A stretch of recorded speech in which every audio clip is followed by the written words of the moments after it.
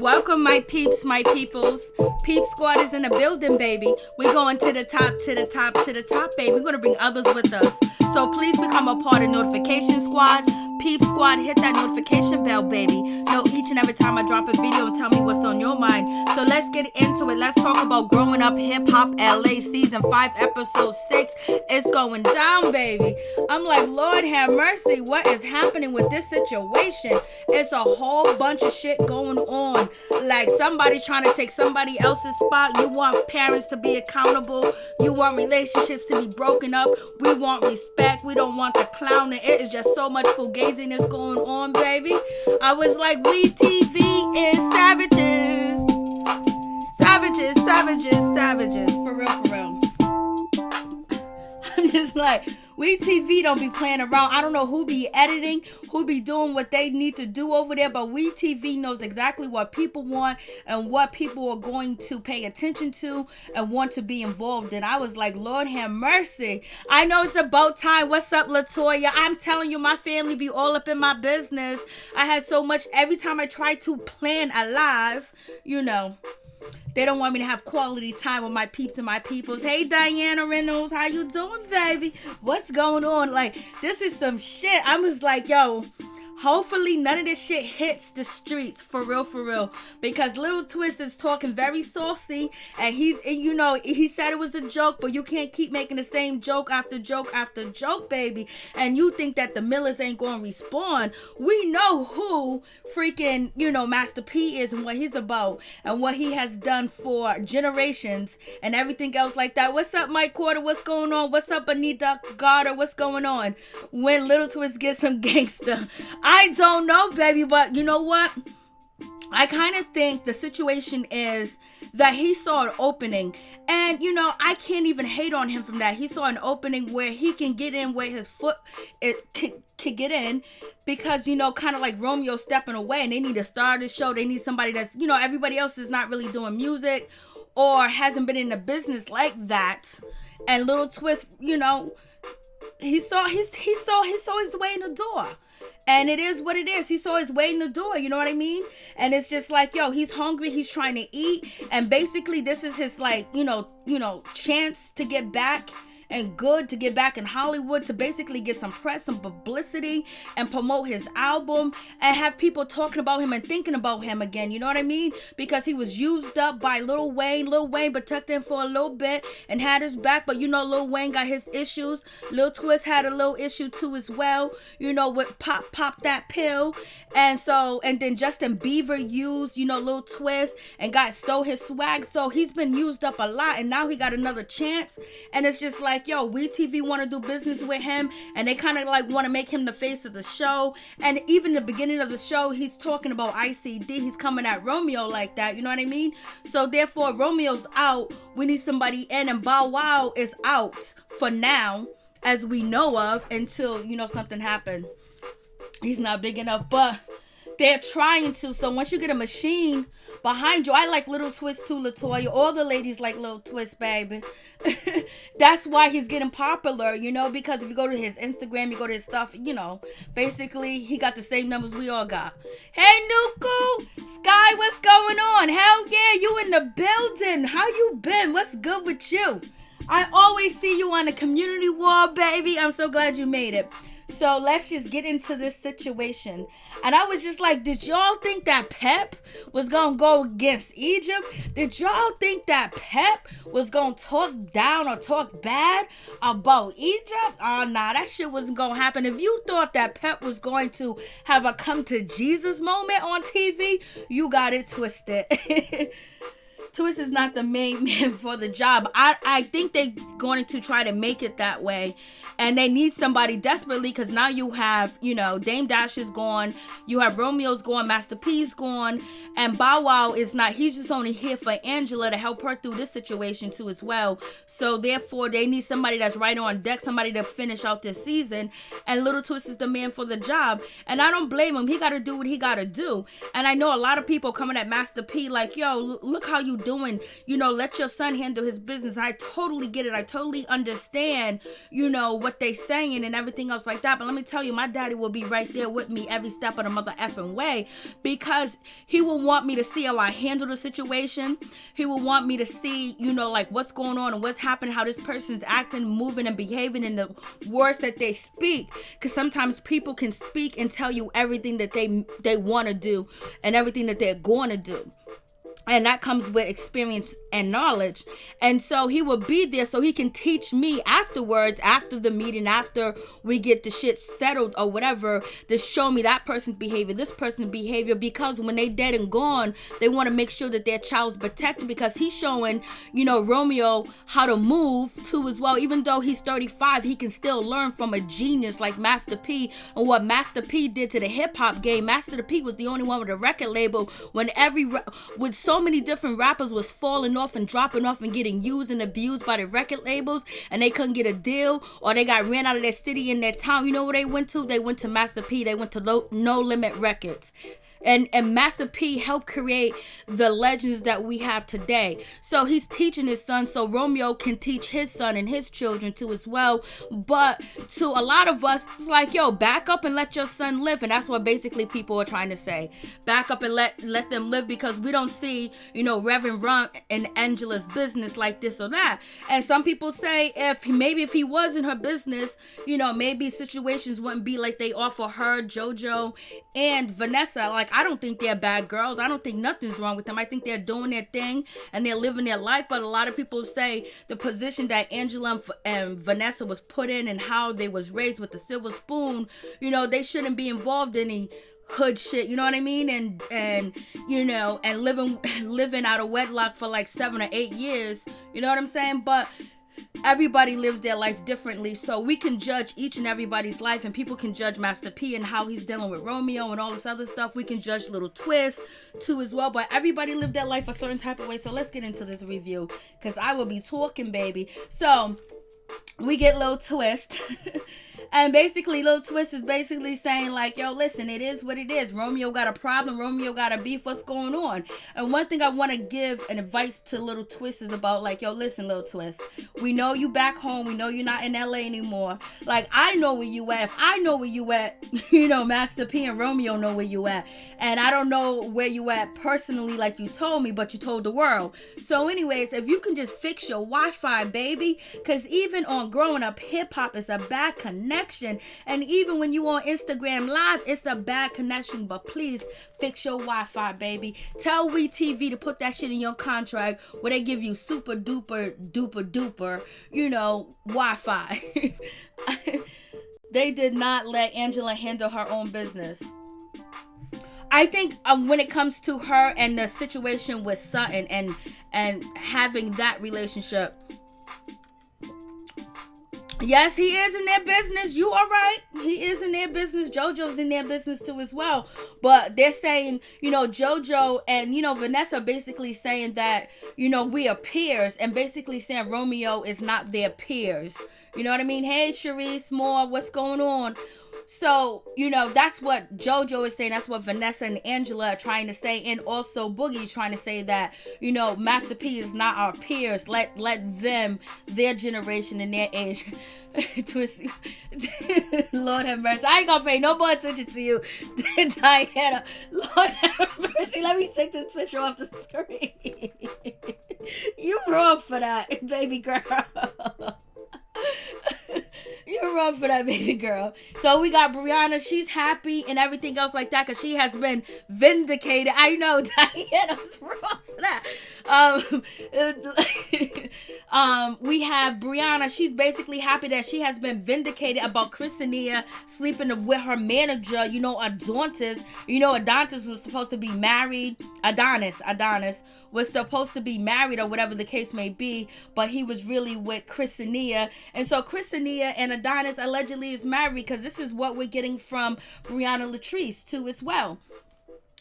And so, it is what it is. So I was like, okay, what's going on with this situation? And so now we have, she's in all her glory and everything else like that. We have Lil Easy. Lil Easy, basically, he is the messenger. He's actually getting shine on the show, and he actually got a spot. So he should be thanking the Master P, and he should be thanking, Romeo and everybody else, that he can be the bone carrier, and he can send a message from here to that one, to this one, and all the rest of them. And so we have that situation. So he's giving it out there. So, he's taking his time telling him the message, and he's telling them, that Romeo is upset too as well, because, Lil Twist dissing Romeo, and then on top of that, Twist basically saying ICD college and all this other stuff, blase and a third. So it's so much. And then even when Little Twist started off the episode, he dissed ICD college, and he was talking about bring ICD college back, roll out plan for their college. So basically he's talking about maybe I can bring ICDC college back, a rollout plan. So the shit is funny, but you also got to remember that Little Twist said that he was giving Sam a sarcastic ass whooping. So it's not my fault, you can't take it. So now I feel like he think that, Sam is out the way. He already quit. He ain't no competition, but Romeo is competition. And basically he probably wants Romeo's spot, or somebody told him like, take that spot, take that, you need that. Romeo already got this, he got that. And he also mentioned that in a video that Romeo and Master P, they are well off, they don't need the TV checks, but he needs it too as well. And if you guys seen the video, I posted the video of Lil Twist saying this out of his mouth. I don't gotta make shit up, I don't do that. So he's dissing Romeo already. So basically, if it's just a joke, how you gonna start off the episode with dissing him, and then you've been dissing him and talking about the ICD college. So are you giving Romeo a sarcastic ass whooping? And I think that's where Romeo and Master P feel like Twist is coming from. We see it as a joke. Oh my God, it's just a joke. Get over it, Romeo. But we already heard him say he's been giving Sam a verbal sarcastic ass kicking. So, and the P's ain't gonna stand for that. So Lil Twist, be careful. Niggas know where you at. You gotta be careful out here in these streets. We don't want nothing happening to you, man. You just getting your foot wet. You just getting it in. Oh, Lord have mercy. And listen, I checked. ICD college is still out here. It's still enrolling. It's still having people to enrollment. And it also is an accredited college, and it's still going. And ICD college is one of the main colleges that started where you can go to school online. There were so many of these schools that took the ICDC brand and started schools all over. Some of them was accredited and some of them wasn't, but I did check tonight, and you can still enroll in ICD college. And then on top of that, if you wanted to be a nurse or a dentist or orthodontist, Diana, you would have to go into clinical classes. You guys are a trip, Lord have mercy. And so now we have Lil Easy basically letting Angela know that Romeo wants to talk to her, and he's been sending emails and everything else like that, and why haven't they responded, blase and a third and everything else like that. And Angela, she's feeling a certain type of way. She's upset, and she was like, I want to talk to him. And like, what did he say? Tell me the whole story. So basically now we have what's his name? Lil Easy. We'll just call him Easy. So we got Easy basically was like, yo, Romeo wants to communicate with you. He wants to talk to you. Yes, it should be an Angela and Romeo situation, but I believe the thing behind this is I think Master P is worried about the production, the producers, and the people that got age over these people, and basically can be used as authority figures. So he wants to make sure they don't rub the okie doke on anybody. Okay, ICD still, yes, it's still up. Latoya. So, she was like, what? And so now she's getting to hear what Romeo, basically said about her. And Master P basically said that if, you was in a vulnerable state and everything else like that. So, and Master P was like, a dude like me and a nigga like you, Lil Easy, we would have took advantage of her and basically, would have ran through that. Yes, please hit the like button. Please hit the like button. Please, please, please.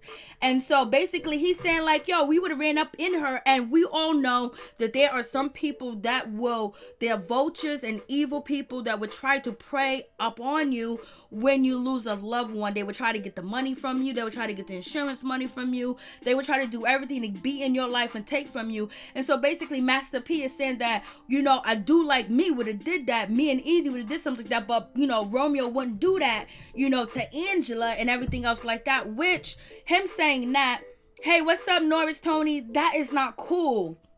Because I know he wouldn't want anybody to speak in that type of tone about his daughters, and especially if they do speak it on TV. Maybe if it was personal and it wasn't filmed, he would have, he would probably understand it because that's some real G shit or whatever. But when you say it on TV like that, like Angela's just this vulnerable girl, she's not protected, and her mind is all over the place that she could be used and take advantage of. And then Romeo is basically saying, her old man just got killed, and the way that they're talking about it, it's like another life. And it's not like another life gone, like in general. For us, it may be because we don't know something. But to speak like that on somebody's baby's father and stuff like that. And then the children, when her child grows up, her son, he can possibly see it. So I don't think that they really meant to hurt Angela. But they was trying to prove a point, and a point that they proved, wasn't a good point. It wasn't a valid point that needed to be proved like that. It could have been worded very differently, and they could have not brought in, Sutton and him losing his life like that. You know what I mean? Because it probably hurts the Sutton family if they actually watch the show too as well. And we also know that Little Easy felt a certain type of way because he lost his father. I know I said in the last video that his father was murdered, and somebody tried to say, oh, you don't even know what you're talking about. His father was murdered. He died of AIDS. Yes, I do know that he died of AIDS. But Lil Easy, when he was on the show, he said he felt like his father was murdered. And the people that he talked to felt like his father was murdered, that he was injected with a needle. And also on a Jamie Foxx, Foxhole Radio, we have Bone Thugs basically say that they feel like he was murdered. Then there's a clip of, Suge Knight on the late night show, talking about that Little Easy was murdered. So it is what it is. So Jojo is feeling a certain type of way. Like, yo, I don't have a problem, with talking to Romeo, because we all got a problem with Romeo, but I don't want to talk to Master P. Like, Master P don't need to be involved. He don't need to be in a situation. Let it be among, this generation, among our peers. Like, so I don't know why his father, like we don't have a problem with talking with Rome, because we got a problem with Rome. We don't got a problem with Master P. And so he's feeling a certain type of way. And then Jojo's like, yo, let Romeo be him. Let Romeo be a man. Let him be grown. You don't see my father in my business. And basically, he's just like, he's feeling a certain type of way. Like, yo, why do Master P gotta be there? Because Master P is like an authority figure, and they ain't gonna disrespect Master P like they would disrespect Romeo. Because, let me tell you, Master P look good as shit. In this video, when he was walking in that blue suit, and his Master P's hairline always be on point. Like, he was my crush when I was a kid. He's still a little bit of a crush now, but his son is flowing his shit too as well. So anyways, moving on from that situation. So we have Jojo, and so Jojo's feeling a certain type of way. He's Billy Badass. He got the old school Nike jacket on, or whatever type of jacket, but I remember them pinup jackets used to be the shit in the hood with a pair of jeans and a baseball cap, and he's like, yo, I'm on this shit. And Jojo's a good actor. You go ahead, Jojo. But Jojo's doing what he's supposed to do. He's supposed to stick up for his sisters. He's supposed to defend his sisters. That's what he's supposed to do. You know what I mean? So regardless whether his sister wrong or right, because he addressed Angela like, yo, I'm tired of this Romeo shit. I'm tired of this Bow Wow shit. I'm tired of anything with Littles and any of these guys. Just focus on you. And so many words Master P and Romeo was saying that Angela needs to focus just on her and her child and everything else like that. But, Jojo's feeling a certain type of way, and Jojo is getting hyped. He getting hyped. Like, the camera's on, shit, we popping. We the main discussion of the season right now. At first it was Egypt and Sam, and now we getting that shine. You know how it is. The more The more good you get. Jojo ain't no punk. He's a great man. I never called him a punk at all. But he ain't beating nobody's ass. You know what I mean? He ain't no gangster. He ain't nothing like that. He's just a regular dude that, you know, is basically, he's married. He got his children. We done seen, you know, Jojo get caught up there in some shit out there in the streets and everything. And that life ain't for him. We all know that. So, but regardless, he's gonna stick up for his sisters. Just like we got Pep sticking up for Egypt. She gonna stick up for her daughters, because that's just how you do it. So we got him. He's sitting here. He's yelling. He's yappity yap.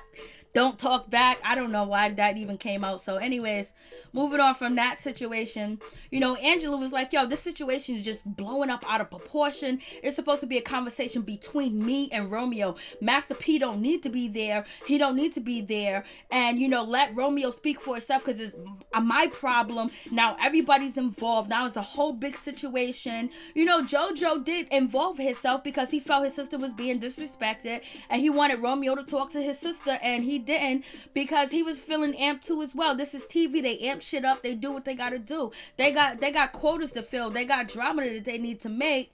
But, you know, Master P is calling out Jojo, and Jojo's calling out Master P. So it is what it is. And Angela's like, I just didn't want this, because if you know Angela from the whole time that we have been watching and showing it and watching Grown Up Hip Hop, Angela really is never involved in anything. She has quick, short scenes.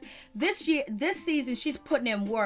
She's putting in a whole lot of work this season. She's being filmed more, and she's showing up to more events and everything else like that. Like, her and Romeo was getting away with not doing that, and now, you know, Angela's doing that, and now people are calling out Romeo, especially Boogie. Boogie's calling out Romeo on a situation.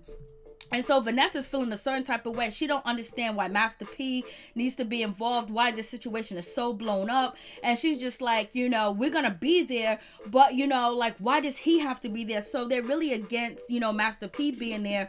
And, you know, Vanessa's just feeling a certain type of way. And then she also, deep inside, feels like, you know, maybe it's her fault. Maybe she shouldn't have relayed the message or whatever. The question is, the message that Romeo relayed to, you know, Vanessa, and then Vanessa also feels like she was used too as well, because she ended up working with Romeo. She ended up working with Master P, and now look at this situation. So, and deep inside, she felt like she was used.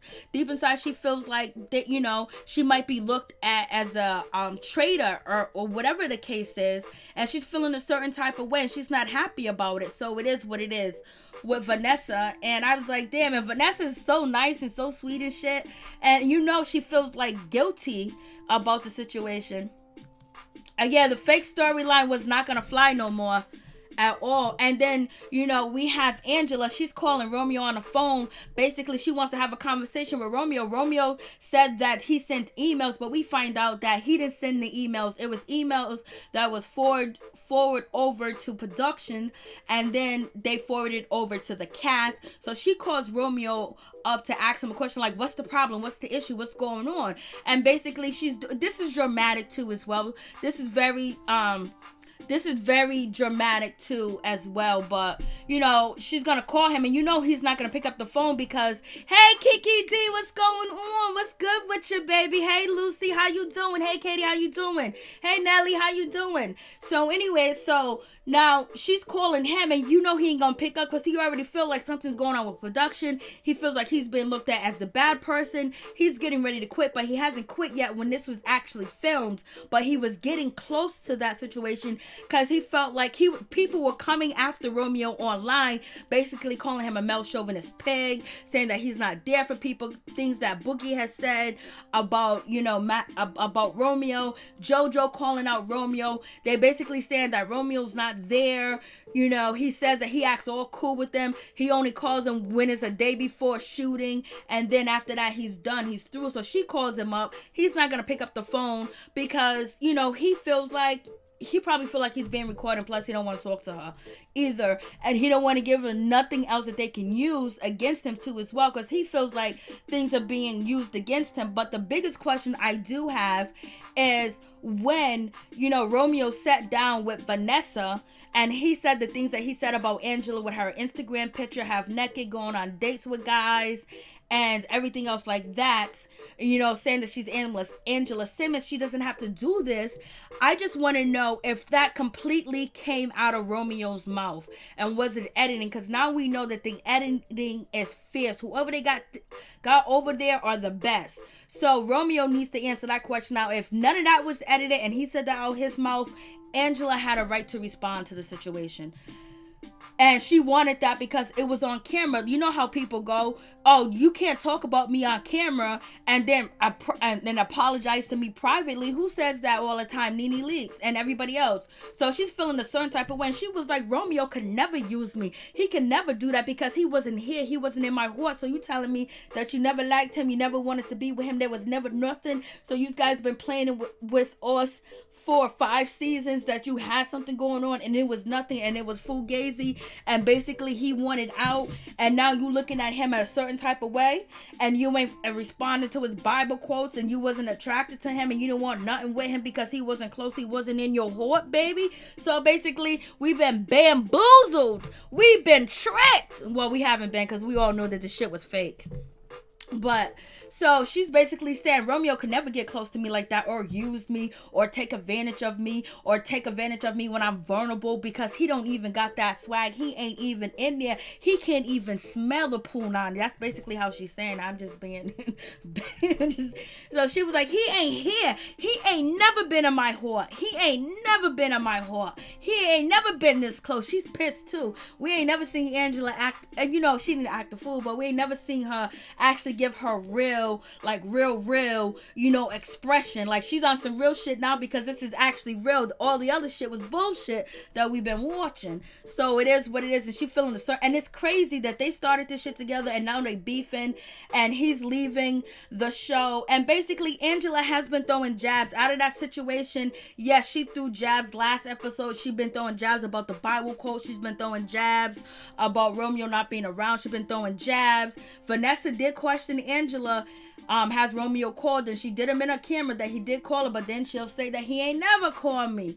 So, but Romeo threw the first jab, and I think that's where he misstepped up by throwing that jab. He should have, talked to her how he felt. But I guess he felt like, I don't know if Romeo and, Master P felt like production was slowly turning on them, and so then they tried to protect themselves, because they didn't have no problem. So we got Sam in Egypt, and we got their situation and everything else like that, and they getting ready to go talk to Pep, and Egypt is kind of scared because her mama and her daddy disciplined her with a look and a voice and pointing that finger, and she's never been in trouble, and now she is in trouble, and she was like, oh, I'm scared. You know damn well you over here acting and playing a fucking game with us.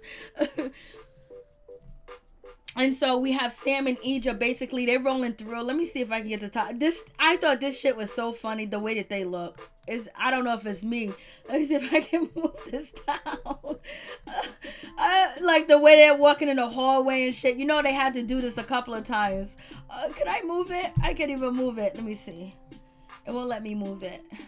Maybe if I go big. Why won't you move? The outfit that they had on, I can't even move it. I don't know why it won't let me move it.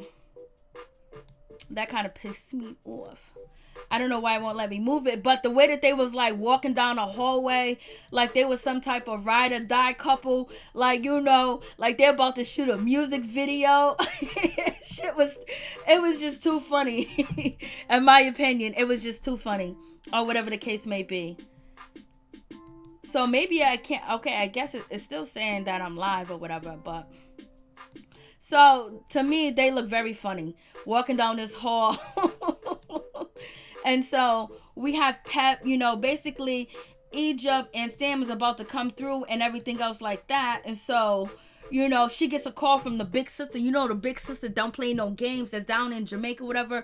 Maureen, she is calling Pep like, I heard Egypt hit Brianna. She's out of control. So basically, big sister's like, girl, you better get your daughter in check. And Pep is like, talk about my daughter in check. Don't be talking about getting my daughter in check. Don't be talking about my daughter's out of control. Because goddamn well Pep wanted to throw up and say, your daughter's pregnant by this dude. She only known less than a year.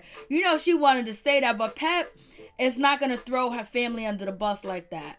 when it comes to, but she did throw TT under the bus when she accused of her walking around the house naked, and TT said she ain't never did no shit like that. So it is what it is. So Auntie was like, yo, what's going on with your daughter? Like, what's happening? So she was like, she's about to come through. I'm about to talk to her. So Pepa's like, what's happening? What's going on? This and that. Like, why did this happen? Production needed clarity. Hit the like button. Thank you so much. Please hit the like button. Anesthesia, Sinclair, how many series has it been since they have been with this fake? A decade. For real. He was in his feelings, but he said things sitting with Angela. So, we have this situation. So we have Pep basically asking her daughter questions, and she was like, you fighting, you hitting somebody, like what? Like, they probably already had this conversation off camera, but, Pep is acting like she's shocked and she's surprised and all this other bullshit. Because, damn well Pep was happy that her daughter would end up hitting her twice and Blase the third, because Brianna was all up in her face, And it is what it is, because let me tell you, off rip, my mother could be wrong. If anybody's yelling in my mother's face or anything else like that, you're going to hit the ground, baby. We ain't going to see. It's going to be a problem, because I could walk away, but I can't walk away from nobody yelling at my mama or whatever. And we all know, Brianna's trying to do what she's trying to do to protect Egypt, but also she is hired to be the antagonist of the show. She doesn't have a storyline because the WeTV producers don't want her to have a storyline. They want her to go around and be in people's business and being judgmental and antagonize them. This is what, Brianna has said over and over on her, Instagram live and everything else like that. So it is what it is with that situation. And like, say if Brianna was in her 20s and she had a woman in her 30s and 33 constantly coming after her, trying to prove information that her man ain't shit, her man ain't nobody, her man's a dog, her man got kids, when she all noticed, you already know Brianna would have reached over there and hit the woman that's 33 years old, all up in her business. She would have cussed her out from Jump Street. It would have just been what it is. But if you understand, Bree does have some issues, because she was trying to build a bond and a relationship with Pep and Egypt, like a family. And then also, Bree sees herself and, Egypt and having a bad relationship, because she's been in horrible relationships. And also Bree has a bad relationship with her mom, where they don't talk, and where her mom don't even want to be around her and spend time with her, where her mother, she's still upset with her mother for calling the cops looking for her when Bree ran away, and then the house got raided because Bree was living in a drug house, and the mom done called the cops, and then everybody got arrested, and because the house got raided when Bree was a child when she ran away. So she has a whole lot of issues that she's still trying to deal with, and sometimes she may latch on to people and get overly involved in their situation, but also get overly involved because there is a paycheck at the end of the day. You got people putting dinero on your plate. So it is what it is. So we have this situation, Sam, and Sam was like, oh, you gonna talk to, Egypt, I'm about to leave. But with the situation with Sam, he may not have, told Egypt to do it, but him crying, him whining, him talking about Egypt all the time, him being on Instagram all the time talking about Brianna, and him feeling like, Brianna's coming at him, and the only person that can get to Brianna, would be Egypt. It's not anybody else that he can bring on the outside, because people will be worried. So when you have an attack that's coming from Egypt to Bree, Egypt is the best person to, attack Bree, which is, if he had the mindset, he would let that shit go and make sure his girlfriend or his fiance, he said he was there the whole step of the way he was watching it. So therefore, when you saw them stand up, you should have ran over there and picked up Egypt and got the F up out of that place, because Egypt has been receiving so much backlash about punching Brianna that it's not a good look, and people are just downing her and calling her all types of names and just messing with her mental health, where she had to quit the show. And then on top of that, you're older, you're more mature, mature. And if you're saying that this show has been messing up your record career or record deals, you should know that Egypt punching Brianna wasn't going to be a good look. Brianna is a fan favorite. Egypt is a fan favorite. So you got two fan favorites going back and forth. People are going to have to decide and choose.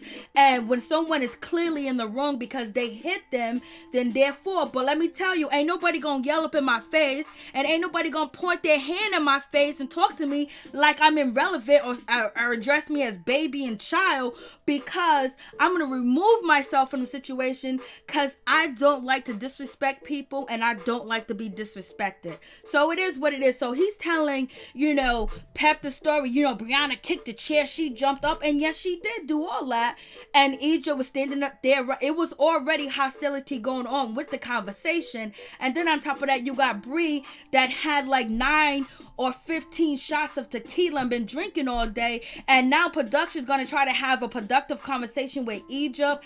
And, Bree, production is wrong too as well on that situation. They knew it could have popped off. Shit, if you looked at what Egypt had on, you already knew that Egypt was not going to back down. Egypt has backed down from any, altercation. That when it comes to Brianna, she don't say nothing. She be quiet or whatever. She listened to what Brianna has to say. But at this time and point, with the way that she was dressed, you knew that she was ready for it. She was ready for it. So Sam is explaining the story like she was threatened. She put her hands in her face. She said, take my rings off. And, Egypt got her before before Bree can get her. And he was enjoying it. And then on top of that, after him watching it and enjoying it, it just makes him look bad. It makes him look like he's not a good person for her. Even though I know he's happy that someone that he feels that's been trying to destroy his character, talking shit about him and everything else like that, she finally got touched. And I know he's happy about that, but you got to be the mature person and you got to think for you and your partner and get her out the situation. But what's done is done. It is what it is. Her brother was right. The law's gonna say who hit you first. Exactly. And that's true too as well. But sometimes you don't even think about that. You just be like, yo, the disrespect, oh no, you handle it, or you just walk away.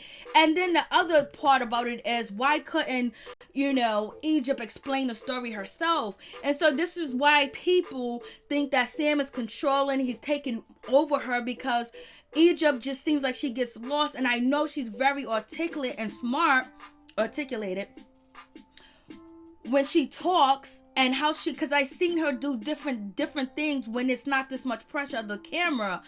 And maybe because she has to face her mother, but they already talked about this before this shit happened or whatever. But her not being able to explain the story, and Sam have to explain the story, and that's why people think that he's taking advantage of her and she's naive. But if you could just see them on the outside, is a lot different than this. And she's very much in control when there's no cameras. But also she lives with her mother. Sam and Egypt, they live with Pep. They all live together. So Pep has her eye on them. She can watch him or whatever. He ain't really getting nothing out of her like that. You know what I mean? It's not like he get hundreds of bands and bands on top of bands, because she ain't got bands on top of bands to give him. He just got free room and board, and he does work around the house, and he does music, and he does things for the family or whatever. But they all live together in the house. So, hopefully, Pep is watching over her, and she's seeing everything because they all live under one roof. So it is what it is. Vanessa has something to say. Basically, she feels like, Romeo basically putting her, in the midst of everything. And she really doesn't feel good about the way that Master P talked to her too as well. And she really thinks that this situation between Angela and Romeo can actually be resolved. And it doesn't have to go that route. It doesn't have to be as bad as it is, because, Angela did interviews with the Breakfast Club. I don't know who did. Yeah, Angela did the interview with the Breakfast Club first. And then, Romeo did an interview with the Breakfast Club. I think that's how it went. That stretch came out of her. It was going to come out one day. But on TV, and she's building and she's branding, it's not a good thing. And having her man that is older than her, he's supposed to guide her a lot better than that. And it's hard to say that, because when you see somebody antagonizing you, the first thing you want is for somebody to get at them. So, dang, the mother's taking care of everybody. Yep, she got that money.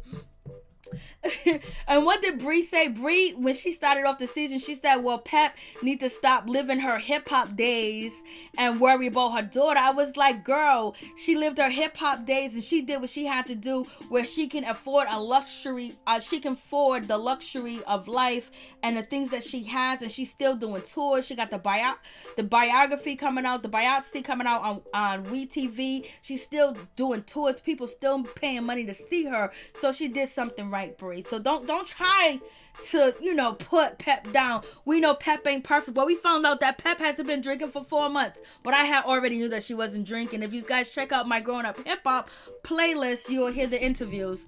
So basically Vanessa is talking about this situation with Romeo basically telling her everything about her sister, and she felt a certain type of way because she was put in the middle. And then on top of that, she ended up working with P and she ended up working with Romeo, and she's feeling kind of used by the situation. So we have, Mr. Twist, he comes through. He has on one of these old school outfits, and he did say it was an old school outfit, but it reminded me of a Tupac outfit with the vest, the pants on, the white shirt. It looked nice. And so he's coming through. Some people say he has a grungy style. She should have kept her hands to herself. She should have, but if everybody do what they're supposed to do, the world would be a perfect place, and people don't. So you already know what it is. So now, if you walk up and you punch somebody that ain't doing nothing, just sitting there being quiet, that's a different thing. But they was in a heated discussion. One person was intoxicated. The other person was filled with rage, and she wanted to impress her man. Of course she wanted to impress Sam. She wanted to impress him that she's tough too, because he comes from a tough background too. Allegedly comes from a tough background. So she wanted to be tough too. And when you're in a relationship and you consider your person you better have, if anybody outside attacking him or her, like if I'm with my man and somebody's attacking me, that's some, you know what I mean? He's going to defend me. And I'm going to defend him. So it's like that type of situation. But when you branding yourself and, you're in this Hollywood lifestyle, shit can go left where people just don't even want to deal with you, and you don't want that to happen. So we got Boogie. He comes through. He's with Lil Twist. Twist is in the building. And we have Boogie. Boogie's been doing his thing. Boogie's been talking mad shit about Romeo. It seems like Boogie is pissed at Romeo. Or basically, it could be Lil Twist and, Twist and Boogie realized that, Romeo's out the door, so somebody got to take the sunshine. Somebody got to take, the light of the show, because it seems like that's what's happening, because, he's out the way, Romeo. And so I had to take this clip because I have these sunglasses. I think these sunglasses are the shit.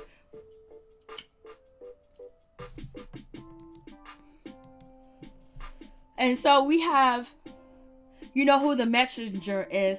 Lil Easy, he got to tell the message. He got to let everybody know what's going on, that Romeo done gave him some shine, gave him some spotlight. And basically, he going to chill with the Simmons. He going to chill with Boogie. He going to chill with, Lil Twist. But you guys also noticed that, we ain't never seen nobody at the Simmons house. Jojo opened up his house to Lil Easy and opened up his house to Brianna. And the Simmons, I haven't seen Angela invite anybody over to our house. Only that I can remember is Romeo and Master P and Bow Wow. So anyways, Vanessa is like, I didn't get no email. But we get over to this situation. And I want to know, does Lil Easy own this store? Because it was like he was coming out the back. It was like Lil Twist and Boogie was in the store just roaming around. Then he comes like he's coming out of the dressing room or the back or whatever. He comes through to this shop or whatever. So does Lil Easy own this shop or this store or whatever the case is?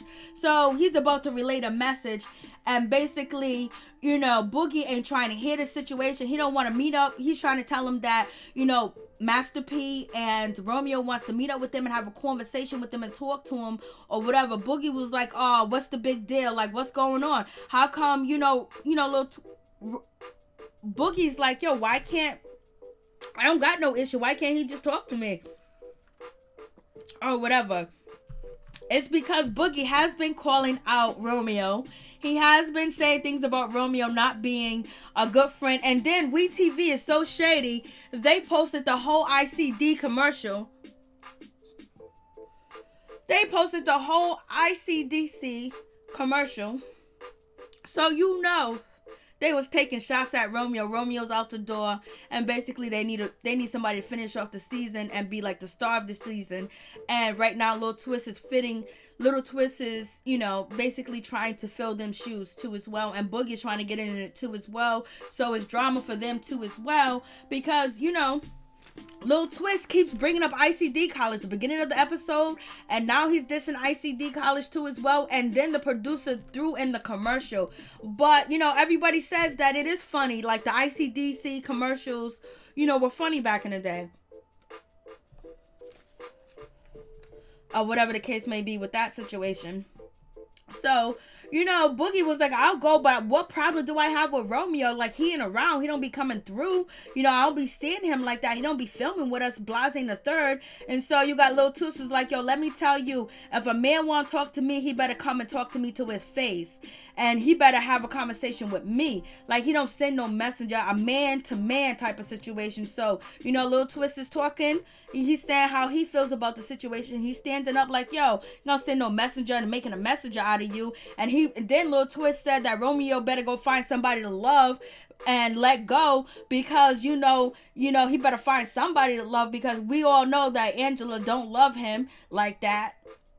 And basically said, keep me out your effing mouth, and basically, so Lil Twist is calling out Romeo and Angela's relationship, basically saying, you better go find somebody to love, because, you ain't in love with Angela and Angela ain't in love with you, so you better F off, in so many different words. This is what, Lil Twist is saying about Romeo. So basically, he's calling Romeo out, like, Angela don't want you, because Lil Easy told him, like, Romeo got problems with the ICD situation, he got problems with people making jokes, he got problems with Angela. So Lil Twist jumps in and he steps up for Angela. Little Twist has stepped up for WeTV offline too as well. So now he's filling the shoes of somebody to be important on the show, and he's playing chess, getting good, getting chummy with the boss, and getting chummy with the Simmonses. So it is what it is with that situation. So I was like, Lil Twist is talking all the time. He was like, if you want to meet me, they need to call me. I'm just like, And he was like, yo, now I gotta watch my back and everything. Like, something like like the ICD students are gonna come after me or something. I can't even, buy my own pajamas without looking over my shoulders that somebody from ICD classes are gonna come after me. So it's like a crazy situation with that situation. I was like, damn, he is out here dissing and dismissing. Basically, he dissed ICDC college again, talking about, he don't want the students to come after him and attack him. I was like, oh my God, Little Twist. So Little Twist is making jokes, and he's giving Romeo that verbal or sarcastic ass whooping like he said he was giving to Sam. And so the Millers ain't feeling that shit, because they don't want to be, they put in too much work to now be producers of this show, and the cast is calling them out and making fun of them, you know what I mean? So, and it's already a bad look, because people are jumping onto Romeo's Instagram talking negative about him, and there's a lot of negative stories out about Romeo, and before this situation he didn't have that. So it is what it is. I was just like, he's over there sitting there clowning Romeo. I was like, you just better hope that they don't fall up on you, baby boy. Like, come on, Lil Twist. I know the money's good, and they hired Brianna to be the antagonist, and she ended up getting popped, which is not right. You know what I mean? But don't get yourself in a situation for WeTV, because they ain't gonna have your back like that. You gotta get your money and be smart about it. Talk to the Millers on the low or something. And so we have Boogie. Boogie's basically explaining his story that Romeo don't come around. Romeo is a pretend friend. He only associates with Romeo when they're filming, so they ain't real friends. And you remember at one point in time, Boogie did stay at Romeo's house when he was having, drug issues and things like that. But I'm glad that Boogie's clean and everything else like that, and he's finding himself, and that's a good situation. But he's also calling out Romeo as not being a real friend and not being there. But then he says that he believes Romeo was never his friend. So then how can you call him out for not being a friend if you felt like he was never your friend and you guys only associated, when it was time to film, And so we have Boogie. He's calling up Bree. He's calling up his ace boom coon. He's calling up Brianna. Like, yo, you come through. You're going to come with me to go to the meeting. So, Boogie ain't scared. Boogie comes through.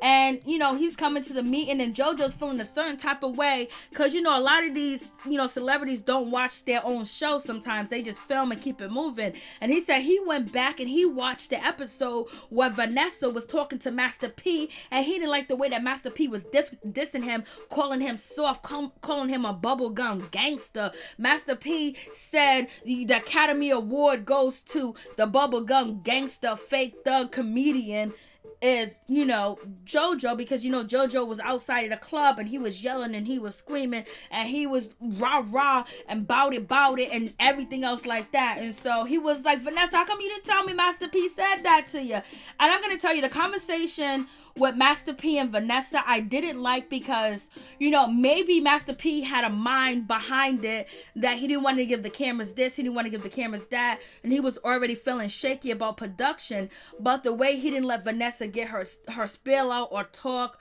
and he just shut her down really quick and very dominant in the conversation, which he has a dominant personality. But once again, do you want somebody talking to your daughter like that? And if it was for her benefit and for his benefit, he should have called her up and told her that. You know what I mean? Because they were still in a good space and she was working for Master P and everything else like that. So that's my thoughts on that shit.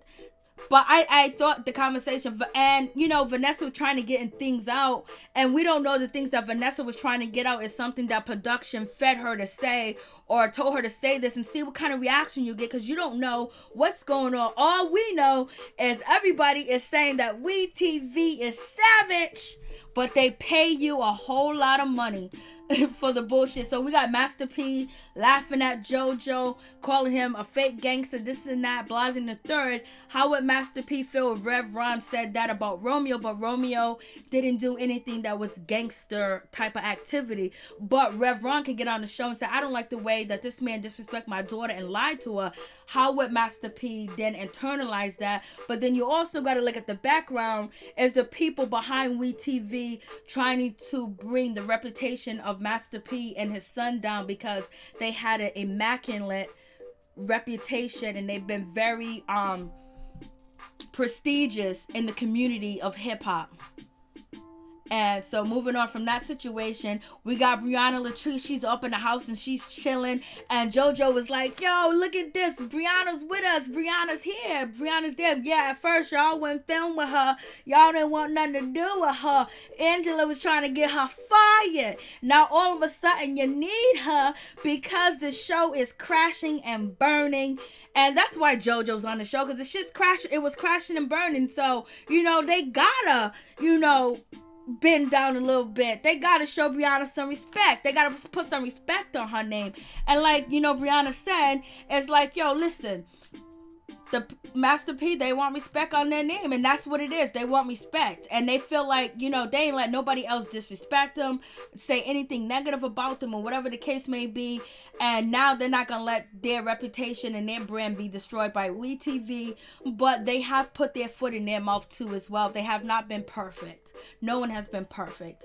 And so we have Vanessa. Basically, she's talking about her weight gain, and she's being very honest about it. Kudos to you, Vanessa. And you got Brianna. She's happy with the situation. She's like, Lord, have mercy. The Simmons and us get along. Yeah, because at one point in time, they didn't. Then we got TT. You can see her belly. We dropped the story here first. me and Tia dropped a story here about, TT being pregnant and everything else like that. We got Tyran. He's in the building. He looking good, baby. He looking healthy and shape and everything else like that. They go to talk to Pep about, how do you feel about, the situation between your daughter, Egypt hitting Brianna. Like, what's going on with that situation? And so she's laughing. She was like, oh, I heard my daughter done hit her, made her fly. She knocked out. She got 2 hits and quit it. And all this other stuff, and she's just laughing and she's joking about the situation and she's just looking at it like, Lord have mercy. Yes. And she was like, oh, don't bring that bullshit here with me about Brianna, somebody innocent, because she cussed me out and she yelled at me. She had her hand on my face. I don't want to hear the shit that y'all talking. And therefore, if you think that Pepa was going to go against Egypt, that is not going to happen. She ain't going to never go against her baby girl, especially on national TV. She ain't going to agree to anything that goes against her daughter. She ain't gonna do no shit like that, point blank, period. That's just gonna be the situation. And so they're looking at that, and I was just like, oh. And so the way that Tyran is looking at the situation, it's just like crazy. Tyran's looking at his mother with very much disappointment. He's looking at his mother with disappointment, hurt, and he's just like, damn, you don't get the picture.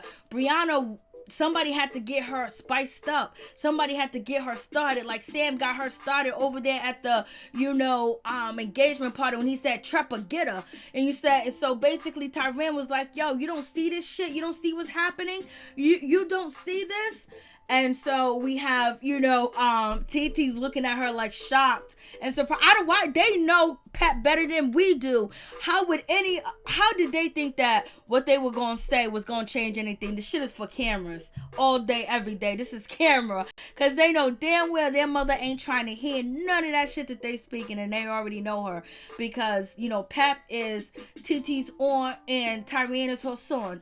Like, I knew that Pep wasn't going to go against Egypt, and then they throw up the clip when when Brianna was yelling at Pep, but Pep had the gavel in her hand and shit like that, and she was like, I know how Brianna is. She's very hostile, and if she was hostile with my daughter don't need to take that. She been taking that. So it is what it is. So Pep was like, yo, she got all up in my mother's face. My mother could have had the gavel and everything else like that, but if you yell and it's a semi-threat, I would have been jumping over that balcony, and it would have been a wrap. You know what I mean? Because you ain't gonna get in my mother's face, point blank, period. It ain't gonna happen. So like I said in previous videos, if you think a lot of people are not happy that cast members that Brianna got hit, you got another thing coming. So, but Egypt should have never put her hands on her because it's not a good look for her. It's not something that she wants to be known by or represented by too as well, because a lot of people are throwing so many daggers at her that she's just like, F it, I'm leaving the damn show. I don't want to be on this show. And maybe she thought that she was going to be hooray because the fan favorite is Egypt and, Brie. But it made people have to choose, and people went with Brianna because she was hit, and it is what it is.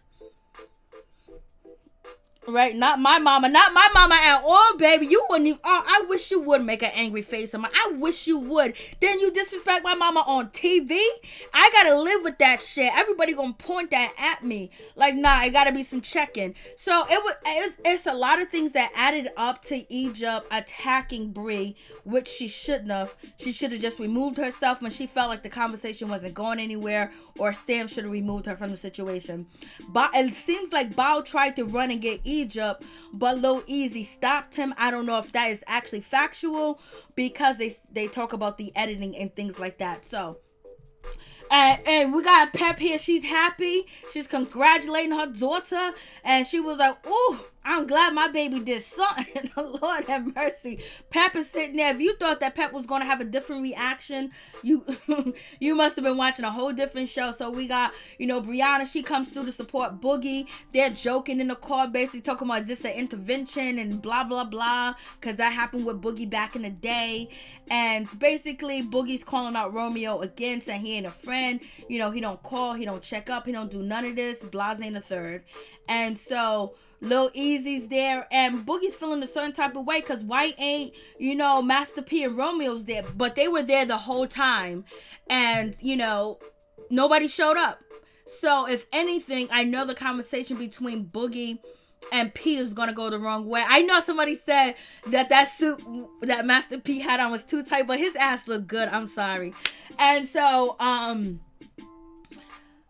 they were sitting in the car the whole time. They stayed in the car for 45 minutes. They could have just came out, but they was there at the same time and just greeted them. And I think the conversation between Boogie and Romeo should have went a different way, where they could have possibly made amends and then basically build and coexist and not throw, and Boogie not throw shots at Romeo. Romeo should have been talking to him like brother to brother, and basically like, my fault that I wasn't there, my fault I didn't call you, my fault that I'm doing all this stuff, I'm on this TV show, I'm on that TV show, I'm filming, I'm out of the country, like I should have called and check up on you or whatever, because that shows you that Boogie and Brianna, like, this is just TV that we saying, have respect for the P's, or they wanted to get their paycheck. Either or, they showed up and nobody else didn't show up as far as we know. And so they come through. Master P's there with that flawless hairline. And Lil Easy's there. Lil Easy getting his time. He's grinning and good with Bree. I don't know if his wife is happy about that, because his wife wanted that head up with Bree, but then she backed down. Romeo comes with a whole crew. Was that crew? I don't think that they would ever, touch Boogie. Boogie can talk all the shit that he want. They're not going to touch Boogie just because of the relationship of history that Master P has with Damon Dash and knowing each other. But if Little Twist was there, maybe something would have popped off. But I think the Millers would have been very careful about that, where nothing will be, I don't think they would have did it on camera. He could have got followed or whatever. But they understand that Lil Twist is trying to eat, and this is his, his third chance, basically trying to get in there and get in where he fit in, because he's been used and abused in the industry, from Justin Bieber to Lil Wayne. And so now WeTV might use him, but maybe he might use them. He said that he's playing chess. And that's what he said. If you don't believe me, check out my Growing Up Hip Hop playlist, Growing Up Hip Hop Drama. It says it out the horse's mouth.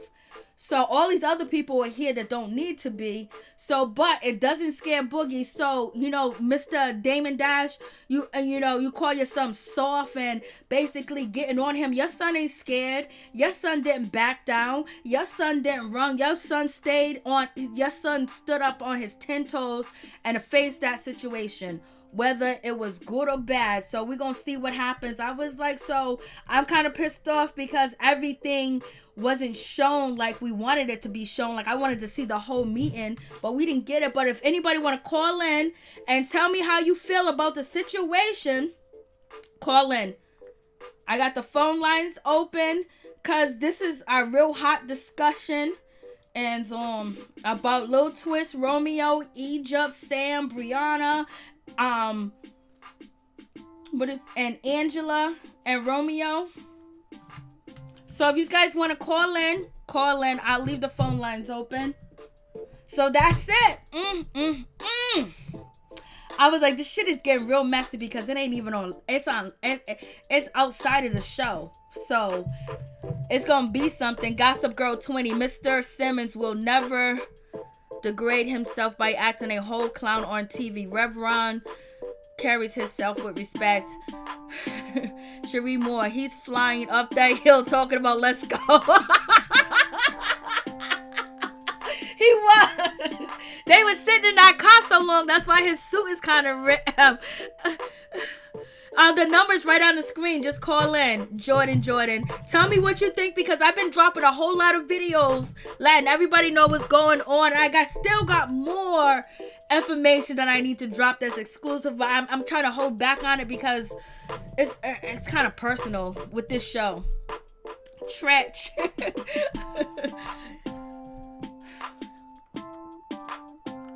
Okay, let me see what else. She said he was flying up that hill. Lord have mercy. Tretch and Pep are okay with it. They are.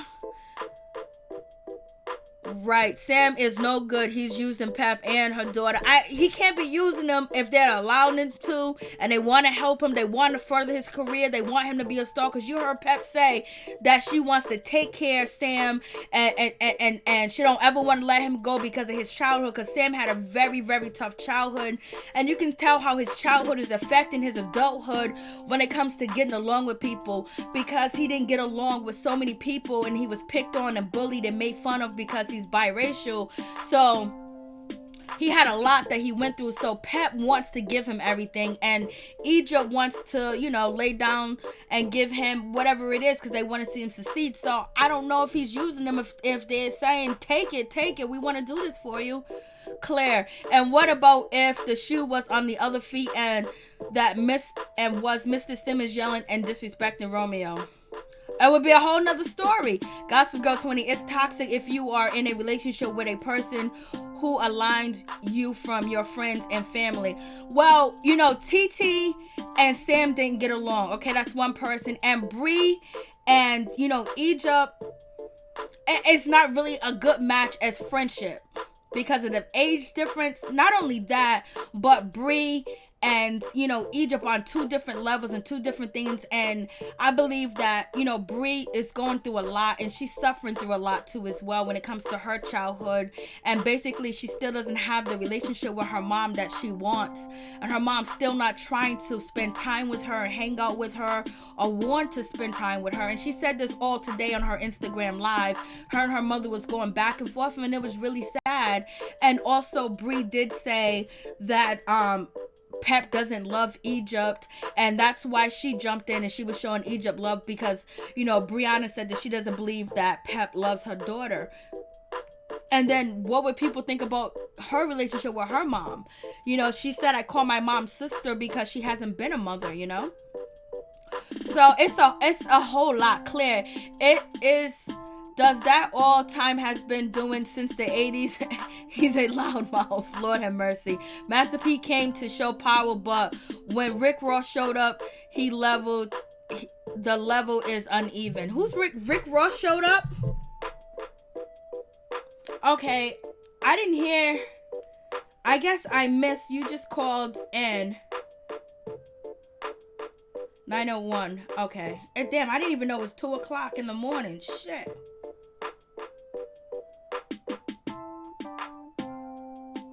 Call back 901. Call back 901. I didn't hear it. Okay, so when Rick Ross showed up, the level is uneven. So I guess we're gonna see Rick Ross come through. I didn't see the preview yet. This is probably her first boyfriend. She's 21. No, he's actually not her first boyfriend. This is the first time that she actively is living with a guy, and he's living with her. He's living with her parents. But she's been in other relationships because Tyran explained that he used to, Tretch explained that Tyran used to beat up her boyfriends, and he kicked one of her boyfriends in the mouth and messed up his chin, and he has a scar forever. When Egypt and Tretch was on the Breakfast Club. Thick Girl 40, their sad part is he didn't hurt her for getting in her mom's face, but she will fight for someone talking about her mean. It makes sense, sis. La. Jordan, I personally understand why Pep likes Sam. La, for real. He's not all that bad. Please hit the like button. Yes, please hit the like button. So, yep, we got through it. Oh, Lord have mercy. Claire, Brianna did not do nothing wrong, but told her man was no good and he's a user. But she's been saying that, and people been telling her to back up. It's one thing to say things, and then after, Egypt got the message about the Harley Q, the baby mother, him sleeping in a car, panhandling, and all this other stuff. At one point in time, you have to realize as a 33-year-old woman that this girl's 21 years old, and she's gonna have to live her life and let her make her choices. You can't make it for her. But they're not friends anymore. But the problem is she's being paid to get into Egypt's business and antagonize her, and she's probably didn't think that it was gonna get that way. Somebody else tried to call. I don't know why.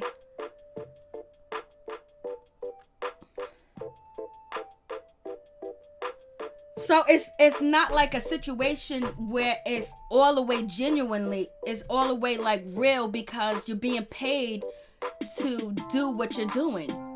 You're being paid. Like, you don't have a storyline. She's being paid, and WeTV put her in harm's way. But Egypt has to think that this is not good, like where she wants to go with her career, having a fight. And some people, like, if you have that reputation of being out there fighting, being ratchet or whatever, you know, it's acceptable. You can fight this person and that person and everything else like that. But people don't look at her like that, you know. We look at her as nice, sweet old Egypt, and her having a fight is... Pep finally woke up her Mary Jane Creation TV, Baltimore, Maryland here. Thank you so much, Nikki. How you doing, baby? What's good with you? I see Sam being Pep's yes man while poisoning her tea. He might be her pharmacist. Lord have mercy. Sky, right? Not my mama, for real. Pep knows how to flow. She's about that paper. She's been on reality TV to know what goes in and out and whatever the case may be.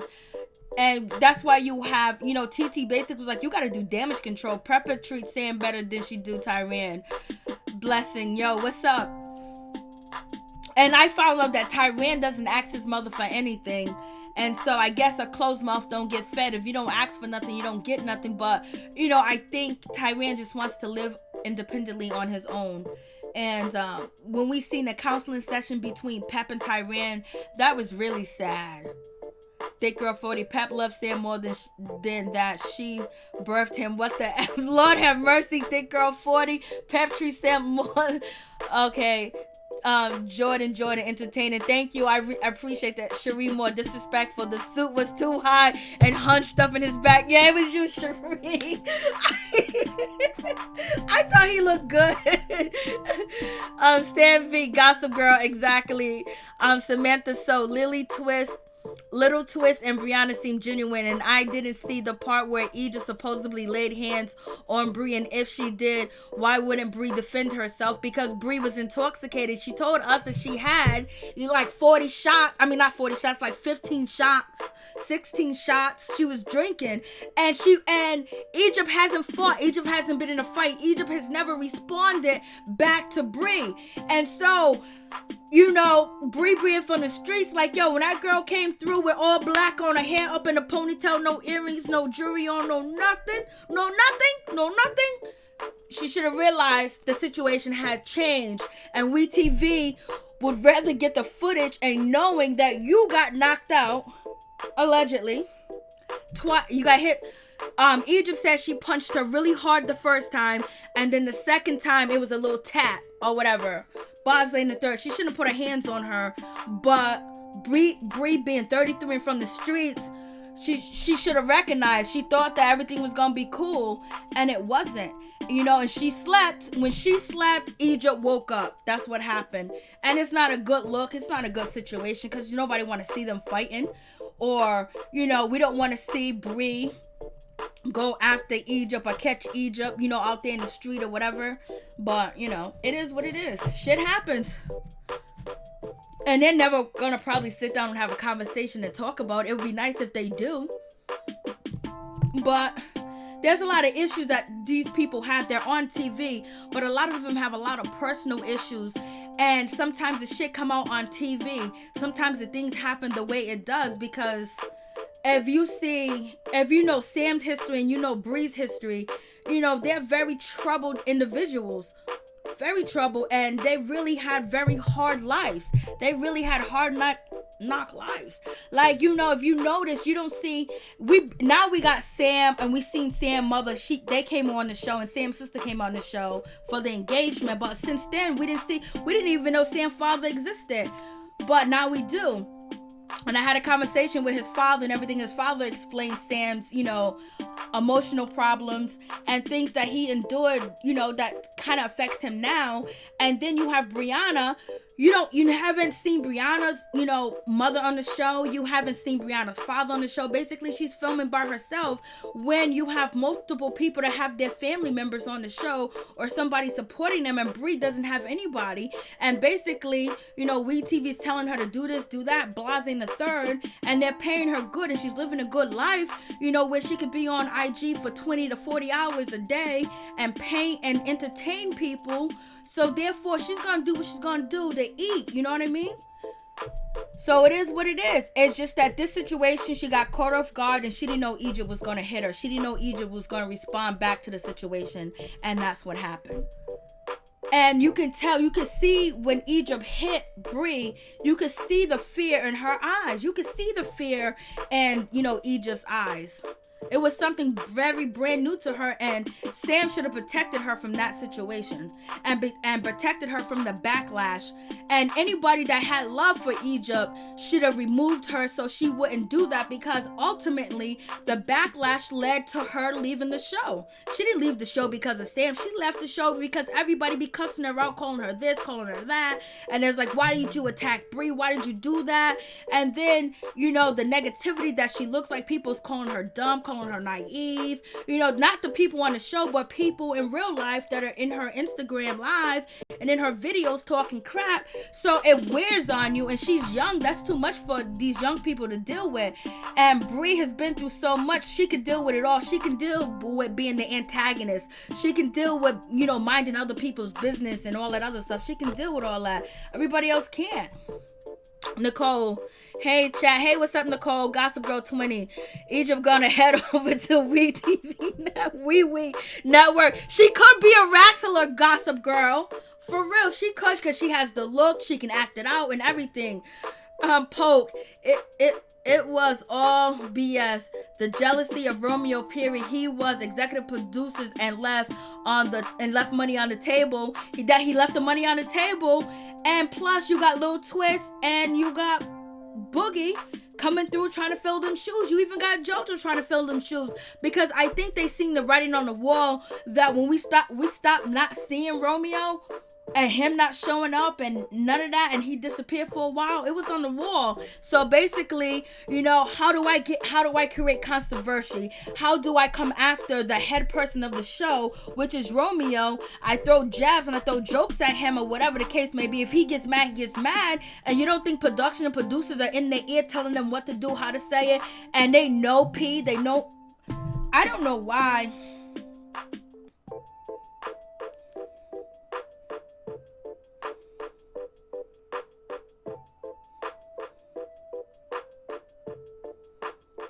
Maybe I have to put the media on.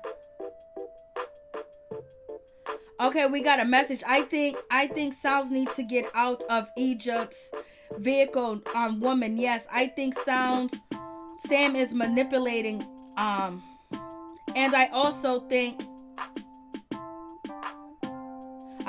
Romeo needs to be a man and bring his daddy into this drama. Okay, that is from, it didn't say any name. That's from 513. 513 says, oh, hot girls and chips, and I need to have a voiceover, and I also need, she actually loosened up. Something like that. I don't know, maybe my Wi-Fi, maybe I got Lil Twist Wi-Fi over here, and my Wi-Fi ain't, internet bullying in Egypt. Yeah, that's why she got the F up out of there.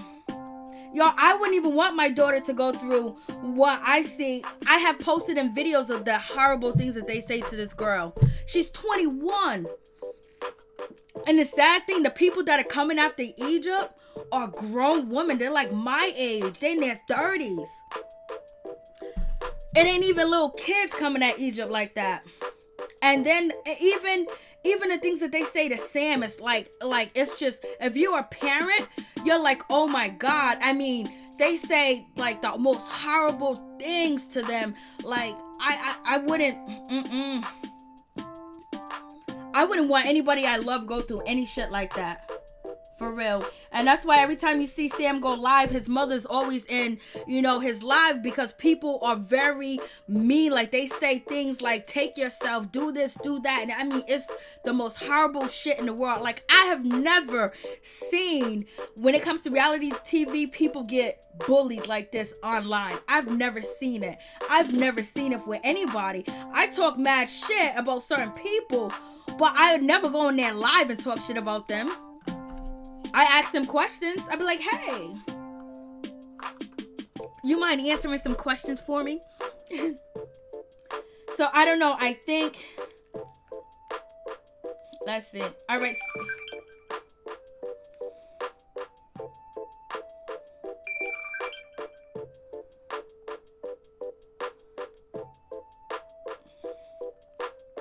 All right. Somebody try to call in now.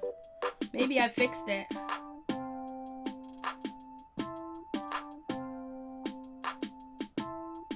I think it's the Wi-Fi.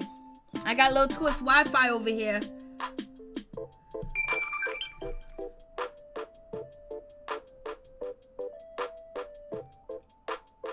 Okay, Phaedra Parks is, you know, she's out here. She's happy. Phaedra Parks got her ass on. She got her ass over there on WeTV, baby. Let me see if I can turn this down. Let me turn off the notification. All right, somebody try to call in. And let me see. I think it's my Wi-Fi. Should be more without daddy. Okay, Angela Simmons is way more mature and independent than Little Romeo will ever be. Cherie Moore without his daddy. Thick Girl 40, please stop making excuses for P and Romeo. They came in the show knowing what reality TV does. I'm not making excuses for nobody. I'm just speaking logically and basically getting down to the situation. I don't make excuses for nobody, baby.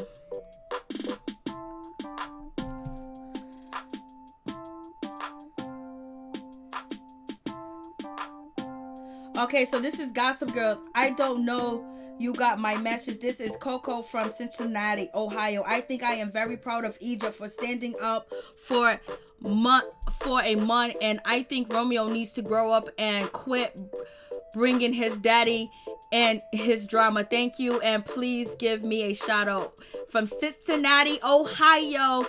Gossip Girl came through. She left a message. I don't know why. I think I just have to call somebody back. 202, can I call you back? Because I think it's my Wi-Fi. Okay, Master P is controlling. I feel bad for Romeo. Lord have mercy.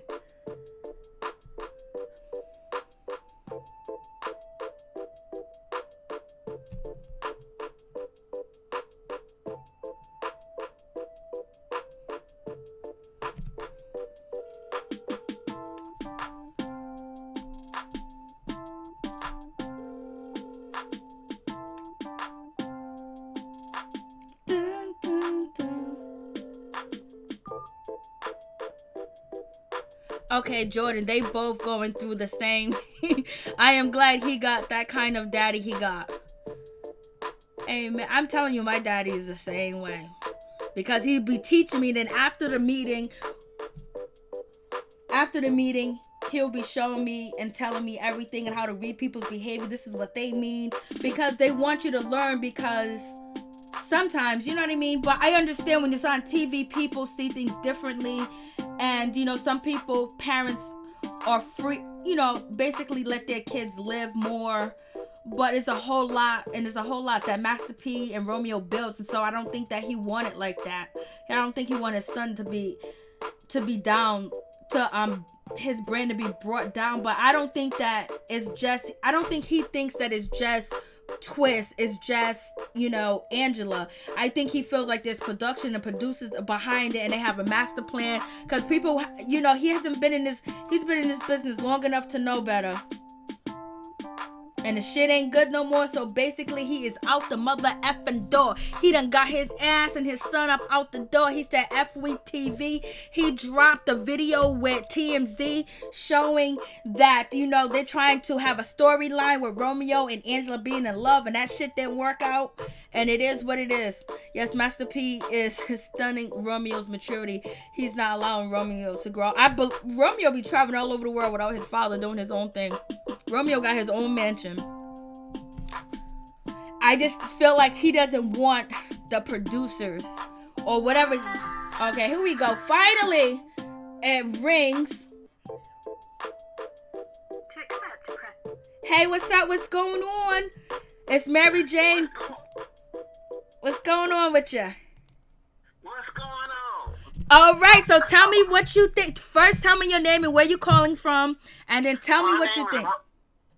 My name is Rochelle, and I'm calling from St. Louis, Missouri. St. Louis in the building, so tell us what you think. St. Louis is in the building. St. Louis is in the building, baby. Go ahead, tell us. Do you hear me? This is my first time ever in my life calling one of these phones. But I follow you, and I watch. I gotta say, I'm glad I called today. All right. Because you know what? After this season, I'm not gonna be watching the show no more. Let me tell you something. I'm 60 years old. You hear what I'm saying? I hear you, Mama. I feel like this here. Master P, if y'all looking at the news, they killing our black men. I'm glad Master P is the type of father that he is. He raised his sons to be men and respected and intelligent and smart. They know how to go out there and get that bag. And Romeo been making money since he was a little boy. A little boy. He got old money. Yes, sir. So Angie, her sister and her brother, they coming from a legend on this show. Romeo made his own mark to be on this show. And to show you the kind of young man that he is, he was willing to let that bag go, even being an executive on that show. He was willing to let that bag go because you know what? His brand may come more money than that show. He steady making movies. Exactly. So he don't need that show, but a lot of them do. Yes, and they do. Eric, which is Easy Money's son, he didn't. They say they twist up, but I feel like this. They probably do. I ain't gonna say, but honey, he need that money because when he came on that show, he was looking a little bit homeless, and you could tell that whatever he was doing, it wasn't helping him too much. So that show is his bread and butter. And guess what? He like a woman to me on that show because he running and saying stuff that ain't even being said. He went and told Angela and them stuff that Romeo didn't even say. Master P says what he said. Romeo, it didn't come out of Romeo's mouth. It came out Master P's mouth, yep. It came out of Master P's mouth, but he told Angela and them that Romeo said. And I'm just gonna be clear with you. Not with you. I just want to be clear to the listeners that's listening because there's a lot of going on their conversation. And baby, Angela ain't all of that. Her sister is hotter than her. And Romeo like white girls to be honest with you. He like white girls. When this show first came on, it was not ratchet. It's getting ratchet. It done got ratchet. It done got ratchet out here in these streets. Family Hustle, which T.I. and them is on, it's a family show. Just like this was when it first came on. You can sit down and watch it with your kids and everything. When Ron had a show where it was a family show. This has been ridiculous. They fighting and cussing and doing everything. They getting messed up. They getting drunk. They smoking. They getting naked. Angela showing all her stuff, which is her prerogative. But I was always taught. My mama told me it's good to leave something to the imagination. But baby, you wanna drop it and spread it wide, go right ahead. Cause Romeo didn't say nothing wrong. But you know what? Her sister, when it started, this has been a snowball effect. And for Angela to act like she all this, for a long time, Angela was acting like she was saving herself till she got married. But see, she had to look like she was getting married to that that she got pregnant by because she didn't want to let this thing impregnate her. And she didn't want her people, them cast members to talk about it. But they did because they was going around saying, well, I thought she was waiting till she got married. And then all of a sudden, they see this big old ring for one day. And the next episode, the ring is gone. She wasn't even with that dude when he got killed. And she should thank God that she was. If that was my daughter, I would have been glad that Romeo was chasing after my daughter. Because Romeo is a young man, baby. Whoever get him, they got themselves something. Believe it. I don't care what they say about Romeo and Master P. Because you know what? If you look at the news, that young man that was running down the Yes, sir. So I'm glad he got the kind of daddy he got. Amen. And I'm here to tell you, I stand behind mine. I'm 60 years old, and I fight kids too when it comes to my kids. So you gotta believe that. So and I know you're gonna get a whole lot of smack, and they're gonna say a whole lot about me. But baby, I'm from STL, and I'm the show me state. And believe you me, I show you what I'm saying. When it comes to mine, believe that. So Master P ain't doing no more than another prayer would do. All of them sitting up talking about him. And Doug, what's the little boy name? Damon Dad's son. He need to go sit down somewhere because they just jealous of Romeo. That's all it is. Romeo ain't got to call you. He ain't got to answer phone because he's busy making money. He ain't got time to sit up and answer no phone call talking about nothing. Get a job. Damon Dad talk about you when Damon put him out when he was doing drugs. Who housed him? Romeo. He stayed at Romeo's house. When everybody forget, I remember. When Damon Dash put his son out of his house because he was doing drugs, he went to Romeo and Romeo housed him. Mm-hmm. He done been on drugs and rehab and everything. You don't heard that about Romeo? No. So Master P must be doing something. He got two sons that's basketball players. They need to go sit down and take some notes. Master P, I know you've been on his Instagram page. He wrote a long statement. I'm glad that he's the kind of person. A lot of us need to be more like that as far as parenting goes. He ain't all the Romeo business. They business is hard enough. Like he said on Breakfast Club, he ain't Romeo's friend. He ain't his kid's friend. And people don't hear that. People see what they want to see.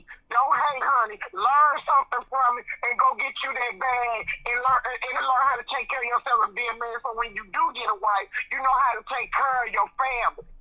Because that's what Romeo going to be able to do. He's going to be able to take care of his kids and his family. Look at Damon Dan. Damon Dan's smart.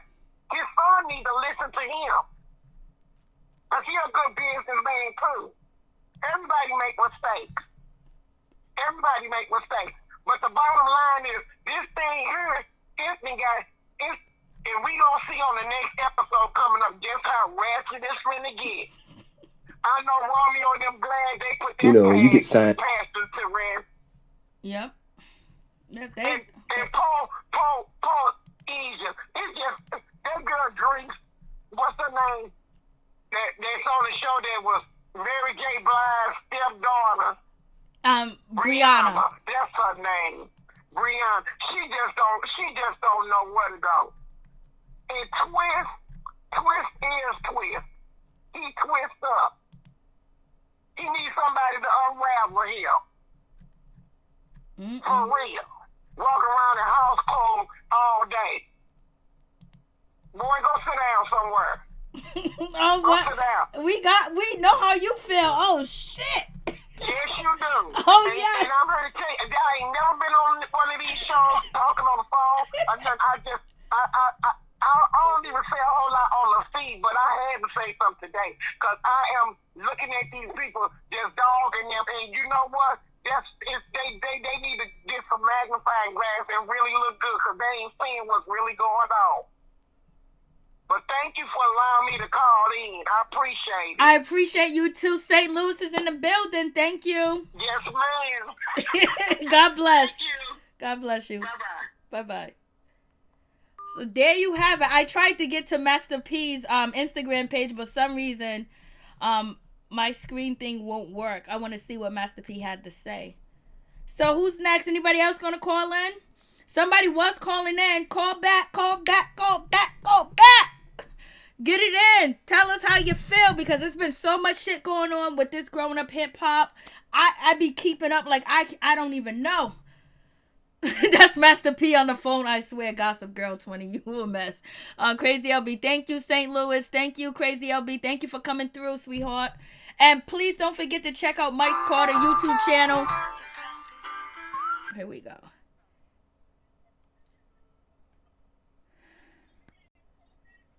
Okay, please. 1 second. Okay.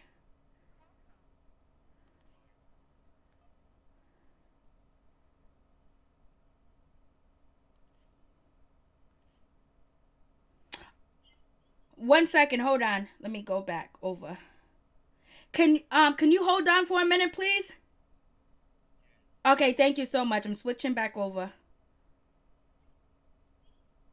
Hello, please tell me your name and where you're calling from. This Coco again from Cincinnati, Ohio. I appreciate you giving me a shout out. I just had something to say. Okay, here's the thing. Nobody dissing Romeo. Romeo has to grow up and he has to quit letting his dad fight his battles for him. Like, I don't. Yes. Oh, keep going. I'm listening. Are you still there? Yes, I'm here. All right, keep going. You don't have to stop. Coco from Cincinnati, Ohio. Okay, yeah. Tell us how you feel. Here's the thing. I don't think anybody's hating on Romeo. Romeo is very spoiled, as everyone can see.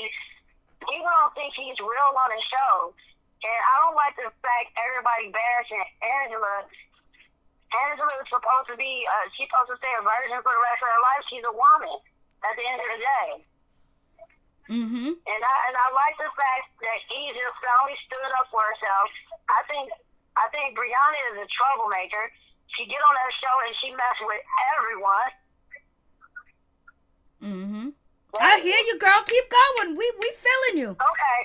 Yeah, because I watch this show all the time, and you start to see things for what it is. Romeo, everyone keeps saying, the lady got on the show, and she said something about people hating on Romeo. No, Romeo, he's spoiled, and he don't keep it real with people, and it seems like he do everything for TV. I get Angela's point. She said she don't know why Romeo was mad at her. I think Romeo is mad at Angela because he really has feelings for her. He has feelings for Angela. That's what it is. And he's used to things getting handed for it. Angela is a challenge for him. Mm-hmm. So that's all I had to say. That's a good point with that. That is a good point with the situation with what maybe he could be heartbroken. We don't know, and we don't know if they came in it together as pretending like they was a couple, and then the shit just went haywire. But that's a good point because he could have really got his heart broken. And we heard Angela tonight say that he ain't never been in her heart. He ain't never been that close to her. So you got a point. Right. I just think he really got feelings for her, and he wanted her. Instead of him just telling her that, he's not keeping it real with everybody, and he probably telling his dad once that the story and telling his dad what he want to hear. You know, I don't know because I don't know what they doing behind closed doors, but I'm watching the show and it just seemed like that. And now Bow Wow coming into the picture and he's stepping up. Yeah, but Bow Wow also begged Angela to quit the show, and he hasn't filmed for, Love and Hip Hop Atlanta because he want him and Angela to start something just like Romeo and Angela did. Oh, okay. Yeah, I mean, I think she should get Bow Wow a chance. But I mean, you never know. You never know, baby. Like Bow, yeah, I hope she get Bow Wow a chance. I mean, I like Angela, and I don't think Angela's supposed to be a virgin forever, and everybody was bashing her for having a baby, not being married. I got you. Anything else? No, that's it. I just want to say thank you. I appreciate you giving me a shout out. And hey, I'll follow you. All right, thank you. Always 100. Thank you. I appreciate that. Much love to you, and thank you for calling in. You're welcome. Have a nice night. You too as well. Bye-bye. Please tell me your name and where you're calling from. Hi, I'm Lord Tony calling from Flint.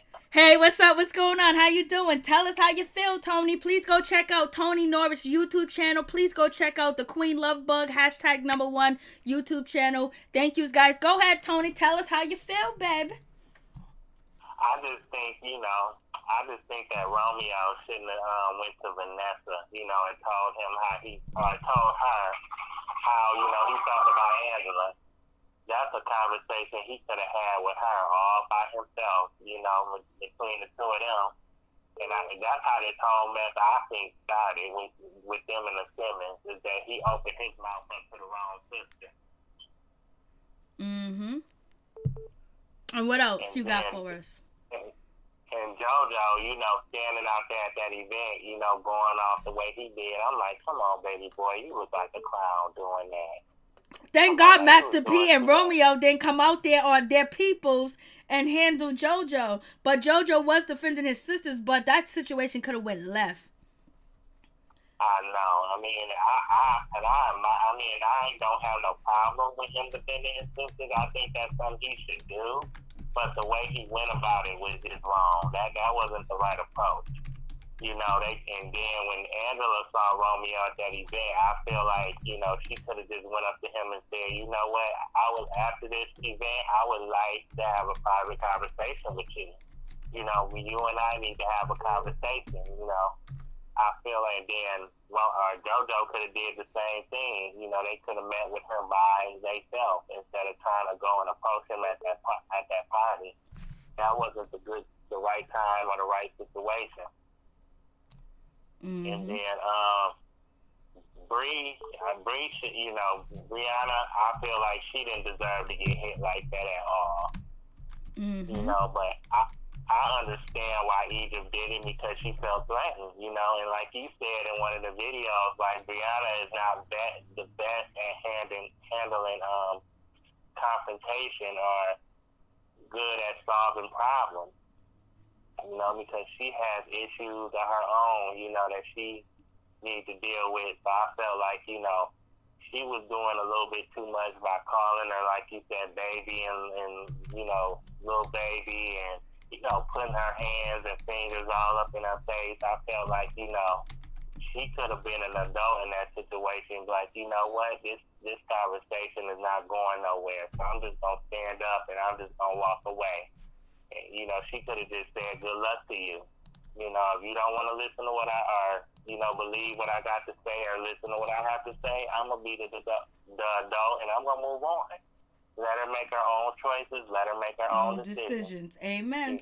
For real. Because I feel like Brianna was in that situation once, especially when that one dude was on the show, that little skinny black dude that was beating her up that season with Christiania and Boogie went in her apartment, and they was like, oh, man, we don't want you to die. We don't want you to die or whatever.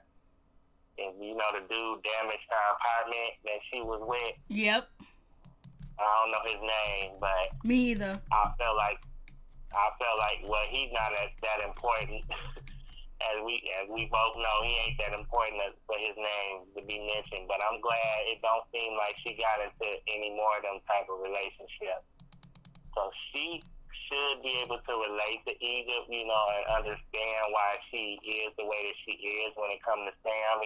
Sam is not abusive to her, as far as we know, anything like that. But she was in a position like that once, because they was telling her on that season, don't take that boy back, don't take that man back. And she was trying to work out, going to counseling and trying to work out her issues with him. Yeah, and then the last guy that she brought on the show, they were dating and she had him around and filming, and come to find out he's married and had kids and everything, and he was lying to her the whole time. Yeah, I feel like Brianna, she not in the position to be trying to tell Egypt what she can and cannot do. So, she could have just stayed out of it completely. If TT was like, you know what, she threw in the towel. She was pregnant, I guess, beginning the phases of her pregnancy. But still, she realized, you know what, I'm going to focus on my pregnancy. I'm going to focus on my man, and I'm going to keep it moving. I'm not going to worry about Egypt and Sam no more. Yep. So I'm glad that she moved on and she putting her life first, living for her. Amen. Because, you can only tell somebody so much. Yep. You got to learn how to let people live and make their own decisions. Facts. Actually, if her parents is supportive of the situation, then that should tell you something right there. And they tried to go up to them and tell them about Sam, and they not hearing it. The old saying goes, you can lead the horse to the water, but you can't make the horse drink it. That's the old saying. Hey, Jane Doe, that's the old saying. You can lead the horse to water, but you can't make them drink it. And, Vanessa, I really like Vanessa. I really like her. She's one of my favorites on the show. I feel like she should have told Romeo, like, you know what, if you have any issues with my sister, talk to my sister about it. You don't need to be telling me about it because I don't want to be in the middle of it. I feel like if I could set up a meeting with y'all, but I feel like that you and her should have this conversation and not me. Because you see how she feeling about the situation now, how she all up in it, That's so true. I felt like she should have shut that down. All right, Tony. Thank you for calling. Oh, you welcome. And Sam and not Sam and Eagle, but Boogie. What's his name? His dad, Damon Dash. He ain't the best dad, and I feel like I like that Boogie is starting to come into his own. That he cleaned up his act and he's starting to come into his own, and he definitely gonna stand up for himself next week, and I'm happy about that. He's definitely going to do that. He's been standing up for himself. Boogie's been out here doing the thing, and it looks like Boogie is clean, and I'm happy that he's clean. He's not drinking or doing drugs, and it's good to see that, he's doing his thing. And because before, I was worried about him, for real, for real. Me too. Before that intervention, so it's good that Brianna helped, and Dame did do a good thing for setting up that intervention. That was a good thing. So, but he's one of my favorites too. And I think, and I admire and I respect Romeo and Master P. They're the way the type of father Master P is to him. He's very protective of him. But I feel like when it comes to those cast members, I feel like he should step back a little bit and let Romeo handle the situation. I mean, there's nothing wrong with him bringing his friends, those guys with him in case things pop off. But I feel like Master P, don't necessarily have to step in and defend his son, when he has all of that entourage. I think that entourage, if things get out of line, that entourage will be ready to step up and do what they got to do. Let Romeo prove that he can handle his own battle. That's the thing. I admire the type of father he is. I think he's a very good father to him, and he taught him well, raised him well, how to make money and be independent. And I respect them for that, and I like them. I really respect them, but I feel like, he should, let Romeo show how much of a man he is and stand up on his own. Amen. Thank you, Tony. Appreciate it. Yep, you're welcome. I think I covered everybody. Oh, and Twist. I like Twist, but he need to get out of them pajamas. and then he making fun of Romeo's, college education. I think that's wrong. You don't. He needs to be trying to get an education himself and stop trying to act like. Stop trying to act like Lil Wayne, you know what I'm saying? Like, he act like Lil Wayne too much. Be your real self. Act like your real self on that show and stop trying to be somebody you not. Because Lil Wayne, he done went downhill, him in his career. He don't want to end up like that. I don't dislike Lil Wayne. I mean, I respect, what he has done for the hip-hop community, but he done tainted, and his career seemed like it done tainted, went down with him, like a fall from grace. So, Lil Twist, he need to try to be himself. He needs to, separate himself from that. Because I seen a picture, I think a picture you posted up on there with Lil Twist, the way his hair, he used to have that hair like Kid and Play. Yep. Like Kid and Play. Yep. I'm like, and then he trying to be like Lil Wayne. No, you don't want to fall down that path. Be yourself. And I think I would respect him more if he try to be himself. I like the way he checked Sam, that last episode.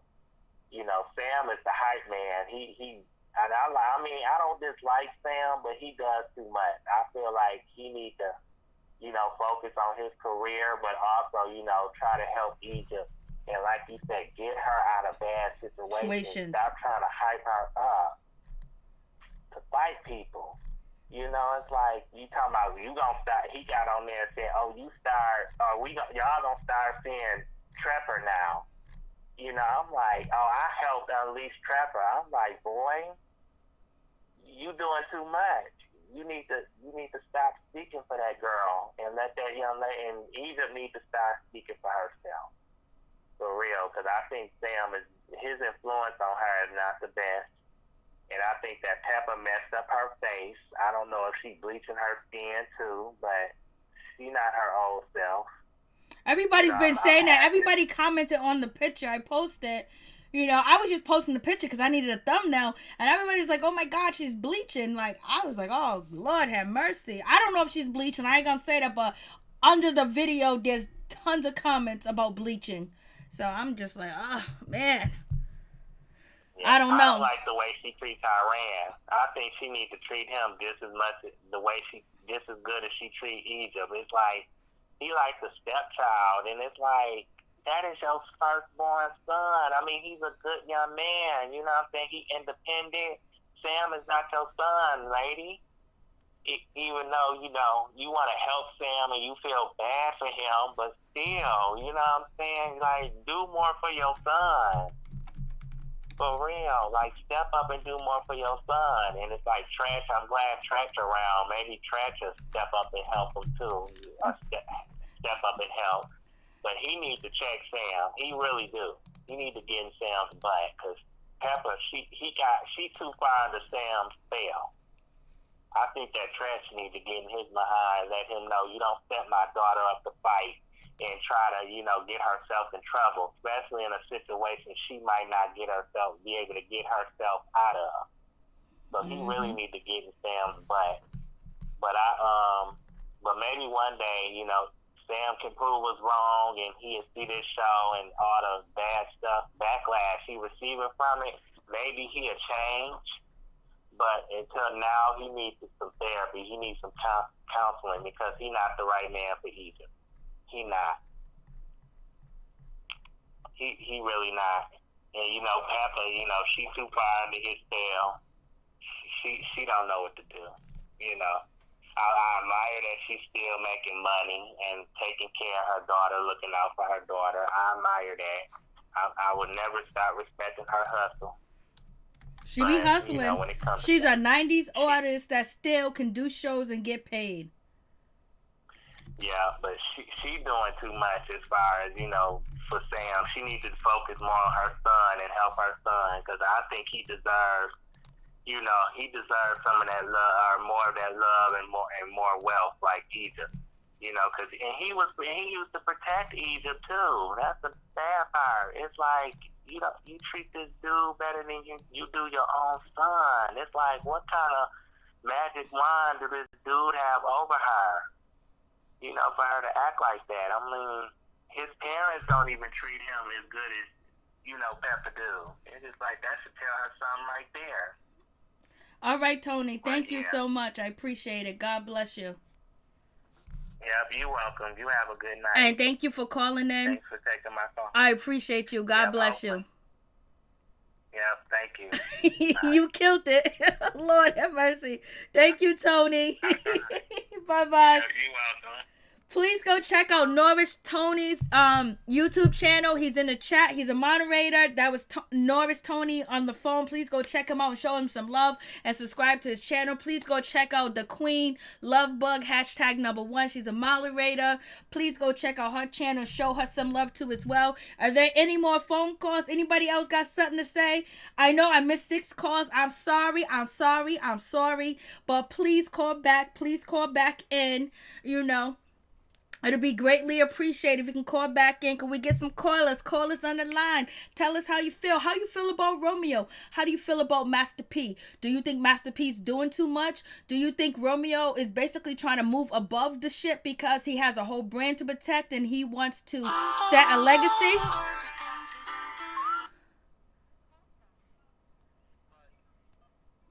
Please tell us your name and where you're calling from. Okay, Mike, where you calling from? Detroit. Detroit's in the building, baby. So tell us what you feel. Well, man, I'm gonna start off with the Egypt and Sam thing, because this guy Sam, man, he a real sucker, dog. Let me tell you something. So I'm just keeping it real. I'm keeping it real. Like I'm the type, man. I don't hate nobody for no reason, but you just gotta listen to this guy flaw. You know what I mean? First off, he's not gay, but he's not straight. Nah, where I'm from, if you suck some dick, get fucked, or fuck anything that's not a woman, that's gay. I'm a 80s baby, you know? And I'm not coming on them because of that, you know? But I'm just saying, let's keep it real. That's gay. You be gay or straight. If a man mess with another man, that's gay. There's no coming back from that. You know what I mean? You understand me? I feel you. So, so I got a IG live with this dude, you know? I talked to him, and I ain't gonna lie, I kind of agitated him a little bit. I brought up the you not gay, you not straight thing, because it's funny to me. I thought the whole video and the whole song was funny. I wasn't trying to, talk bad to him, but it's just funny. You put it out there yourself. And he got kind of mad, you know what I mean? So I top in, I can explain myself, but he didn't want to do that. He I'm gay bashing and this. I'm no, it's not like that, man. It's not like that at all. I thought the song was funny, you know what I mean? And I'm like, you either gay or you not. Ain't no such thing. You straight, but you just mess with trans. You gay or you not. I just got to tell you this part. I think that was a part of the show, because now I heard Sam saying that none of it's true and he's not gay. And Sam and Egypt were both on Instagram saying that he's not gay. Okay, and I'm not surprised, because the dude will do anything for clout.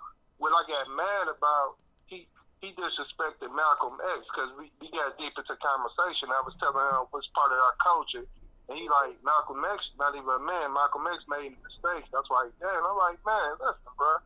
Malcolm X stood for people, but he went through a lot, man. He stood for all the brothers and sisters. He died for a reason, you know, and he believed in that reason, you know, and he stood strong for us, and the spirit lived forever.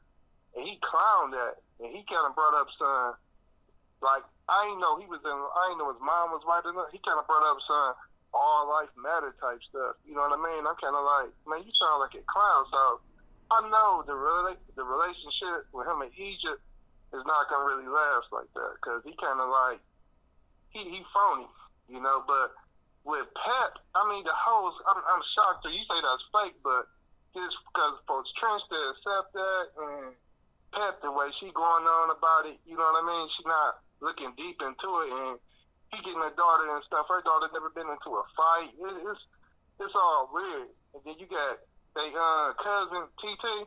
You remember she was just clowning Romeo for his little party. Said it's like a Caucasian party or something. You remember that? Yep. And turn around, she's pregnant by a white dude. But what I realized is a lot of them Caribbean people, some of them worship white people. That's why they do the skin bleaching and stuff. It's deep out there. So they'll look for a white guy. So the whole family, it's kind of like some weird stuff with me. But that's my take on that, man. I rock with Egypt, and I can't rock with too many other people on that side, because Egypt a good person. I think she's just seeing the situation, but she can't see the truth yet. But she'll find out, because I don't think she was a real man. But with the Master P thing, he a good father. You know, he doing what he supposed to do. But if I was Romeo, I would want to stand strong on my own. You know what I mean? But I respect how they move as a family, you know, because you don't give a lot of black fathers love out there. They try to demonize them and all that stuff. So I respect where they coming from, you know. But if I was wrong, I'd hold it down myself. You know what I mean? But you can't throw shade at Master P. Like the last caller you had, Tony, he said Dane Dad's not a good father, but Dane Dad's fit his family out. You know what I mean? Not too many fathers able to do that. Dane Dad's does a lot for his kids. You know, it's just I think it's because Damon Dash, you know, said a lot of critical things to his son on the show that was very hurtful and exposed his private business, and said some, you know, talk about change your diaper. He goes, I had to kick you out the house because you had drugs all over the house and your baby sister could have took it. And like, he exposes so much about, you know, Boogie's life, but when Boogie says anything to him, it's like, you disrespecting me, and you're doing that in public, but he publicly disrespect Boogie all the time. Well, let's touch on that. to do drugs in a house with your little sister around is foolish anyway. So yeah, but that shouldn't be TV's business. That shouldn't be TV's business. And I agree. Like, a lot of stuff shouldn't be for TV, but I do remember Dane saying, like, when he was trying to give him some help, like, he tried it off camera, it didn't work. So I did it to show everybody you really need help. And that could be tough love.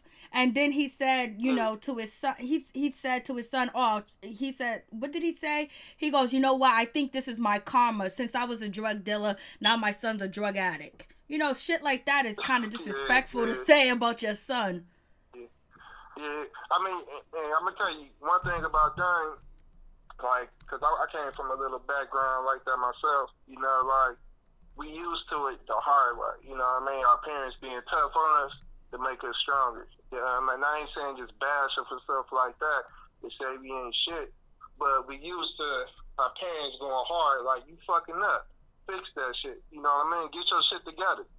And we got to go hard and try to do that, you know, and that's the background Dane come from. He had people around him, like, I'm pretty sure he had OGs telling him, like, get your shit together, don't do that like that.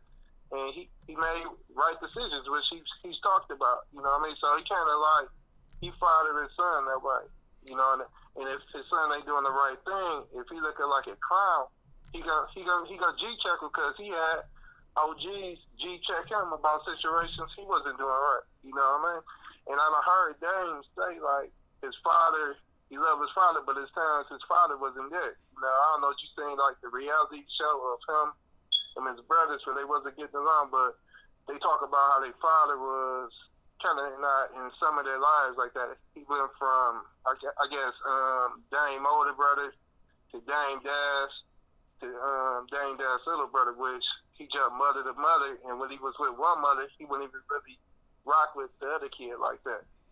So, you know, he had a lot of OGs around him. You know, I understand that, but the problem is, and I understand I understand you're talking about the background, the way that you was raised tough. You know, basically watch yourself, watch your front and your back, and basically being hard. But he didn't raise his kids like that. He gave them, you know, the diamond spoon, and they didn't grow up in the hard type of neighborhood. So he fell off with teaching them, you know, the things that he learned when he was a child to them when they were children, and you know, they live a very privileged lifestyle. So it's like he's expecting his son to be an OG and treating them like soldiers and stuff, but he didn't bring them up like that, and that's the problem. Right. And I understand that all the way. That's another, you're right there. That's something to touch on too. Man, his kid spoiled as hell. You know what I mean? He wasn't spoiled. He had to go out there and get it. You know what I mean? He didn't raise his kids like that. But his reaction to they fuck us is like, I understand what you're saying right there. But yeah, and with the who else? Who I didn't touch on? So that's, I got the Brianna. You didn't touch on Brianna or Angela. I'll tell you something about Brianna, and that's going back to Asia. She had, that was no sucker punch. You know what I mean? I'm an 80s baby. You can't talk like that in people's face. And do all drunk or not, you can't do that. That's just something. And she grown. You just can't do that. You can't. You know what I mean? And she called herself slipper. She did it to herself. You know what I mean? And I had conversations with Brianna on live. She's one of these girls that see the sun rises to shine and look for the attention. Like, it's all about her all the time. It's not about her. Fuck everybody else. I'm like, man, you ridiculous. At one end, you saying like TV is doing this to you, and on the other end, you saying you doing all. I mean, she ain't 100. You know, I think she got stuff like she's going through. It's something wrong with her, cause like I had 3 conversations with her, and she blocked me on live because I kept it real. I'm like, you saying one thing, you're doing another. You know, that's not 100. You know, say what you mean to mean what you say. And hey, she got caught slipping because she did that same shit. She went out there on the tough stuff and thought the girl was bluffing and just got snuffed. And that's how that go. She came there looking like she wanted to fight, so I don't know how you not know that this girl wanted to fight. Right. Right. I mean, man. Egypt looked like she said, came from the 80s or the 90s, the late 90s. She was dressed like the right. 90s. I'm about to go outside, put some Vaseline on my face, and I put my hair up in a bun. She had that whole look. Right. Hey, I'm proud of Egypt on that. She held herself down, man. Hey. But the backlash of her hitting Brianna was so much, and then the backlash of everything else that, she had to step away from the show. It wasn't a good look, and she realized her brand. Like Pep, when Pep was dating Andre, the guy that was doing porn, and he was doing straight porn and gay porn. Once he started to affect the bag, what did Pep do? She dropped him. Dropped him. Hey, just straight up dropped him. Man, hey, I respect Egypt for doing that too, because with that show, and I do agree with Master P and Dame Dash, so that it makes them look bad. It just don't show the whole thing. It just shows the drama, so it kind of makes them look like some level hip hop coons or something like that, and they don't like that image they get. So I respect people that leave and not take the check, because if it's making your people look bad, if it's making you look bad, and it's not nothing good happening for you, you're a positive person and you better in that. Hey, all money ain't good money. Walk away from it, and if everybody walk away from it, what show is gonna be? It's looking bad for growing up hip hop, because I know there's a lot of people who's walking away from it. Who gonna watch it once Master P leaves, Dame Dash leave, Egypt leaving, and I'm pretty sure Pepa leaving, Egypt leave. Who gonna watch the show? And I think Angela, she might be leaving too. Who gonna watch it? They're gonna have to recast, like they had to do Atlanta. Remember how many times they recast Atlanta, and they brought Bow Wow in? They had to recast that. They cast that show. Tip got off the show. Lil Wayne's daughter got off the show. Yep. Hey man, people tired of getting exploited. So man, our show is looking like they're gonna have to cancel that mug. Irv Gotti left New York, and Ja Rule left New York. Yep, I forgot about that, but they didn't even last. They got into that little skiffle. It was over after that. It was done. All right, thank you so much. I appreciate it. I appreciate you taking my call. I just wanted to say something that was All right. Thank you. God bless. Appreciate it. Peace. Anybody else? Any more callers? Any more takers on your feelings about how you feel about growing up hip hop? How do you feel about Angela? How do you feel about her saying that Romeo could never get that close to her? How do you feel about Master P talking about she could have been taken advantage of? She could have been vulnerable. How do you feel about Vanessa feeling like she was used by Romeo and Master P? How do you feel about, Lil Twist keep throwing these jabs and these shots at Romeo? How do you feel about that situation? How do you feel about Egypt bouncing and leaving? Call in and let me know. Call in, my peeps, my people.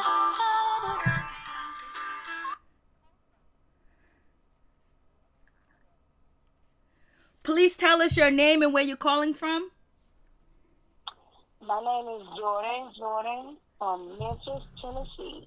901. Memphis, Tennessee's in the building. Go ahead, tell us how you feel about the show. I feel like Master P is a great father. I never, bash any parent because they birthed them. But I also feel like when I got in a fight with or had beef with one of my kids from school or something, where I'm from, we had to handle that on our own without our parents behind us, chasing us like we need help defending. What can a parent do to talk? But we had to handle our situation on our own. So Romeo, he trying to, defend or make sure that his reputation or whatnot don't go bad. Well, he gonna have to figure it out on his own how to make that. Because he's not gonna always have his dad. He should be able to figure out some on his own without bringing his dad into something that he can do somewhere else. And with Egypt, I think Egypt should just, I think she just riding the boat right now. Just letting things play out. It's hard. But when she make that decision on what she gonna do with Sam and what she gonna do with her friends, I think that's a decision she gonna solidary make on her own without caring what nobody else thinks.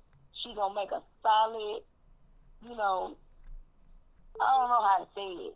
She's got to make a solid choice. Once she gets to the realization of what she wants, she'll be able to make a clear decision. What you call that? Coming into your womanhood. Yep. Mm-hmm. Yeah, I think that's why she just letting it go, and it probably clicked in her head at that moment when she quit the show. I really think so. That she really came to that realization. She probably not leave Sam that quick, but it's gonna be a different, you know, thing going on. And her mama just hyping her up no more than Sam is. In my eyes, she just hyping him up and hyping her up. And I think Lil Twist, I don't have nothing bad to say about him because Lil Twist just gonna be him regardless. He's a jokester. I don't think he being nobody else but himself. He just had a mentor. That's the type of attitude he got. Like he had a mentor up under him. And I think Boogie, I think he a full-fledged asshole. You know, he's not a bad person. He's just an asshole. Like he'll say something that'll piss you off and laugh about it later. I really do. Brianna just needs she just need a storyline. You know, she really ain't got nothing going on. They said that they won't give her a storyline because they want her to be the antagonist. They want her to go around and get into people's business and judge them and antagonize and stuff like that. And she said she has the main girl. Yeah, she has a storyline, but they're never interested in it. I think she got pregnant on purpose though, cause she really ain't got much going on, no more than Egypt. She just trying to make herself look better than Egypt. Contradicting herself. You talking about TT, right? Yeah, TT. Okay. I think TT. I think TT the one. Ain't that her cousin or sister? That's her cousin. She playing that cousin role. Or that cousin role trying to think they better. You know, that cousin competition. She ain't got no more than going on than Egypt. So she just got pregnant on purpose because she could have prevented that, but she had it. Telling Egypt not to do it, but she ended up doing it. She just didn't want Egypt getting pregnant so soon by a wrong guy, which I think that is a good cousin of her. You know, not all bad. Yeah, but I do think Romeo and Lil Twist need to link up and make an album. Let's just say that. Since they're all about their money, they need to put their money together on that note. They all need to get together. Brianna, Egypt, Romeo, and Lil Twist. They need to make some music together because they're all talented, and it's just like they're all together growing up hip hop. Instead of the hate, they should be making a bag and having their songs, you know, as the intro of the TV show, and have their songs played during out the show. You know, they could, but you know, the producers and things like that, you know, drama sells, but they can have drama and put some music out, an EP, but they're not gonna do that with the disrespect. You absolutely right. And the only person that I ever seen since I've been watching this whole show, I've been watching every single season. We on quarantine, so I think the only person that I seen on the show that actually brought the music or whatnot was Sam. Sam and another guy, but other people, I ain't never too much seen nobody but Sam and Egypt. You know, they need to put more music and their talent on that rather than beefing against each other. I think that's the real thing, since they all family. Oh yeah, I do like Vanessa over Angela. Everybody says that. Yeah, I like Vanessa more because she's way more human. Angela act like she's an alien. like she have no sister. You got a sister out here that loves you, and you also got a brother, but you act like you the only child. No, don't do that. She was just irritating me on that note. I get you. It's getting paid. The more shit you bring, the more you can ask for next year. Yeah. But Jojo, his ass was pissed at Lil Twist's party. He was pissed. He turned around and looked at Sam. I didn't know what was gonna happen. She was so mad. Even Master P said, I know. Jojo need a blunt. Jojo was pissed.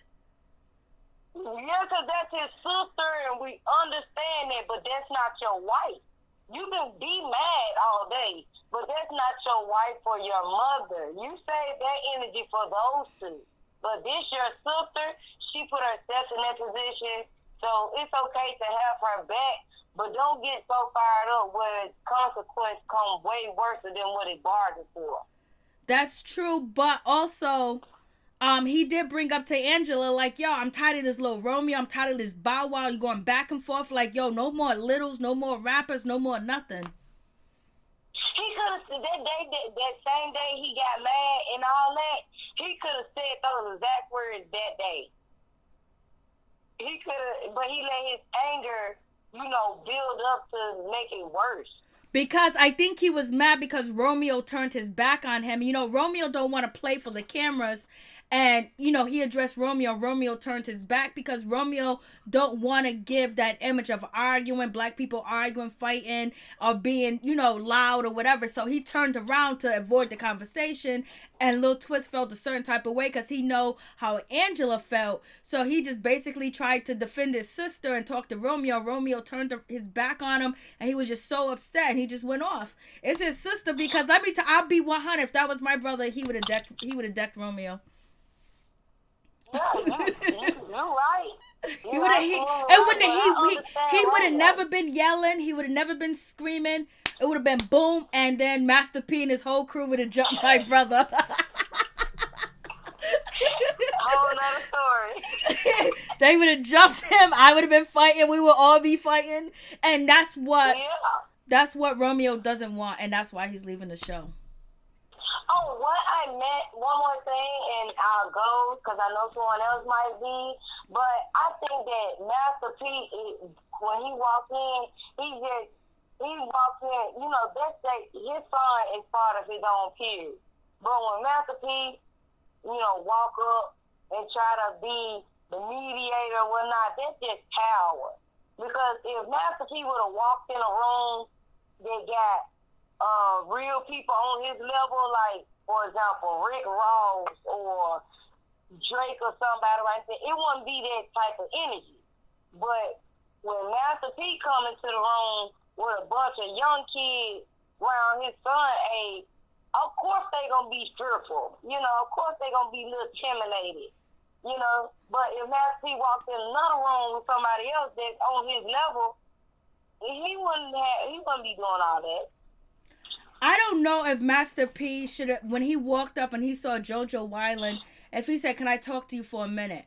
to Jojo and have a conversation. But the thing about it is, it went into that situation of Angela, and Master P and Romeo don't want to talk about that because I don't know if they feel like the Simmons are trying to make them look bad, or the Simmons is with the producers trying to make them look bad, but they don't want to mention, Angela's name. I don't, So but how they all putting it together, like to be on, bluntly about it, how they both putting it together from Romeo's side now, and Angela, it's how they all putting it together just look messy. Yeah. And it making people not want to watch it.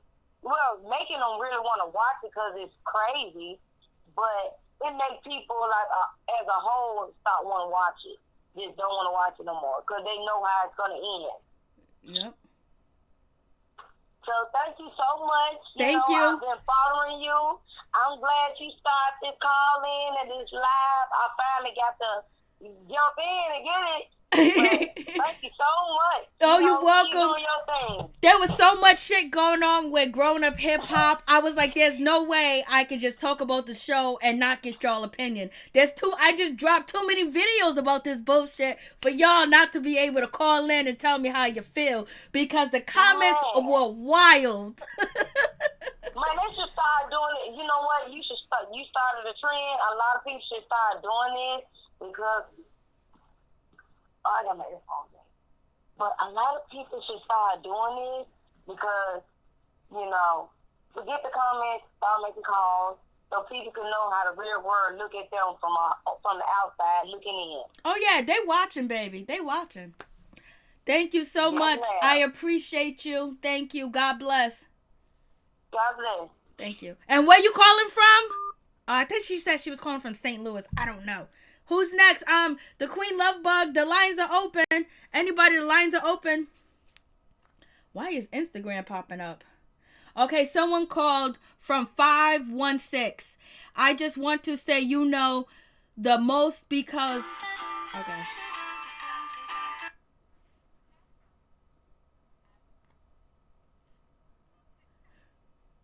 Please tell us your name and where you're calling from.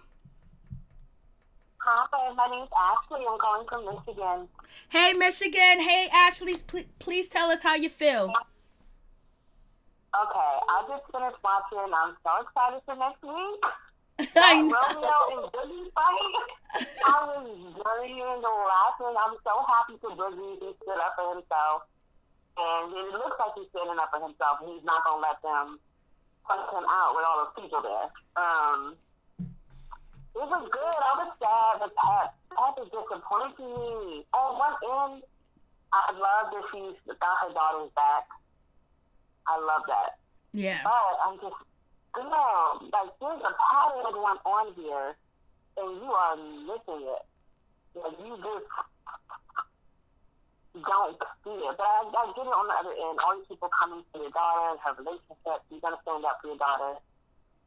I get it, but it looks crazy. It looks crazy. But I love Tyran. He's like such a good brother. He seems like such a good guy. He is. Like, I'm like, yeah, he's him. Like, he just seems like a good dude. Yep. And like, protect his sister. And Titi, I thought Titi should stay out of it. Girl, you are pregnant. Leave it alone. She made her choice. Like, just let it be. It's like they're making more drama trying to stop her from doing what she wants to do. She's not a kid. She's 21 years old. Let her do what she wants to do. It doesn't seem like a good choice, but she's old enough to make her own decision. I was just so disappointed to see that in Romeo. Oh, Romeo. I felt like I was always rooting for him. I always liked him. He seemed like a good guy. But... yeah, I feel like Angela didn't want to give him a chance. He just seems immature, which is okay. Like, you don't gotta be perfect, but it just seems like he doesn't want to own up to his mistakes. Like, there's been no ownership about, okay, maybe I shouldn't have said this about you. Maybe I should have said it to you about you on TV with your sister. Like, there's just been no accountability. And I'm all for pot real. You know what I'm saying? No, that's the thing, going in and out. We got a storm, so it's going in and out. Okay, no, you're fine. So yeah, overall, I've loved this season. It's been so good. I'm so excited for the next episode. Yeah. So how did you feel about Pep's response? Was you shocked or was you happy? I think you said you was happy, right? I knew she was going to react that way. Of course she reacted that way, because if you were looking at it from her perspective, Brianna insulted Fresh, Brianna insulted Pep, then Brianna's been coming for Sam. So from her perspective, I feel like of course she's going to big her up. Because it's like, okay, girl, you can care for our whole family. And then you hit her. So she probably, I'm sure they're looking at it like she deserved it. I don't think it was right. I think it was a bad look. And Egypt came, no earrings, hair pulled back. Like, okay, girl, you know you came to fight. Yeah, oh yeah. But again, even now, it's like, can you be mad? Like, he did disrespect the girl's whole family and her man. I mean, he was making fun of the way he dressed dresses. Like, I felt bad for Brianna, though, because had Brianna acted like that, it would have been a completely different scenario. It would have been like, she's an animal, she tried to hit this little girl, you know, innocent Egypt. Like, she would have gotten dragged herself, had the shoes on the other foot. But, like, it's hard. But that's why I like the show, because you can see both sides. And I really like everybody on the show. That's except good. for Master P. I wish Master P would fall back a little bit. He's too involved. Like, he's just way too involved. I think he's protecting his brand, and there's like a solid unit, and they all run together, and he's teaching Romeo, so when Romeo raises his family, he'll know how to be. And I like that. But Romeo is like 30-something. You still teaching? You know? Like, at some point you gotta step back and let men be men. I think he probably would. I think he probably would, but I think he believes that the production and producers at WeTV are out to destroy their brand. So I think that's why I'm assuming. And that's why, Yeah. and he's trying to protect the whole image, because Master P and Romeo ain't never been in no negative to stuff, and Romeo ain't never been called out and been disrespected on his Instagram. People calling out Master P, and people talking about them. So I think now is at the point where they just want to protect the brand, and that's why they don't want to even say Angela's name. And Romeo, you know, he took a misstep by talking to Vanessa and saying the things that he said. He should have just kept it quiet. And then they couldn't use this. They couldn't use this stuff, you know, against him. And then, you know, the Bible quotes, he's being shamed with the Bible quotes. They're making fun of him with the Bible quotes. And then on top of that, now you got them making fun of him for ICD college. And how many black people do you know that started a university? I only know one. ICD college. If he just would own up to it, if he had just owned up to it and came to her and been like, I'm sorry, I shouldn't have said that, I shouldn't have talked about that, it would have killed the whole thing. Like, it would have killed it. Yeah. But it's like he refuses to do that, and he still hasn't done it. Like, I thought people like him. People like him more than they like Angela. People really don't like Angela like that. I thought more people really like Romeo. But now Angela is the fan favorite. She's chilling with everybody else. Because you ain't never seen Angela at no twist party or even be chilling with Bree or anything else like that. Angela is making it known that I'm chilling with the people that we hired and I'm feeding them. And now, and in turn, they feeding her by talking about Romeo. Exactly. That's the truth. That's the truth. But it's like he couldn't be in that position if he had owned it. He didn't own it. And that's what made it bad, and it continues to make it bad. Because I feel like the fans like Romeo more than they like Angela. But the way he's acting is what made it turn on him. Like, you made a misstep. Just own up to it. People would respect that. If he had just been like, I'm sorry, I shouldn't have said it, it would have killed the whole thing. And he could still do it, but he just refuses to. It's like he just completely does not want to even talk about it at this point. And it's like, man, you can just, like, apologize, I'm wrong, and he's past it, and that's it. By not doing that, it just gives everybody else a leeway now to take all the shots and say all the little bigs and say all these little things. And it's just sad, because I like him, I like their family. Like, it's just sad, because I think he's a good dude. I just feel like he doesn't want to take accountability and say, like, maybe I shouldn't have said that, maybe I shouldn't have done that on TV, like, something more than just, like, I don't want to talk about it. Like, you gotta do something here. It's hard to watch. Because it seems like a simple fix, but it just keeps getting worse and worse and worse. It's crazy. Who went on the Breakfast Club first? Because after the Breakfast Club, it was like all gloves was off. I think Angela went on the Breakfast Club first.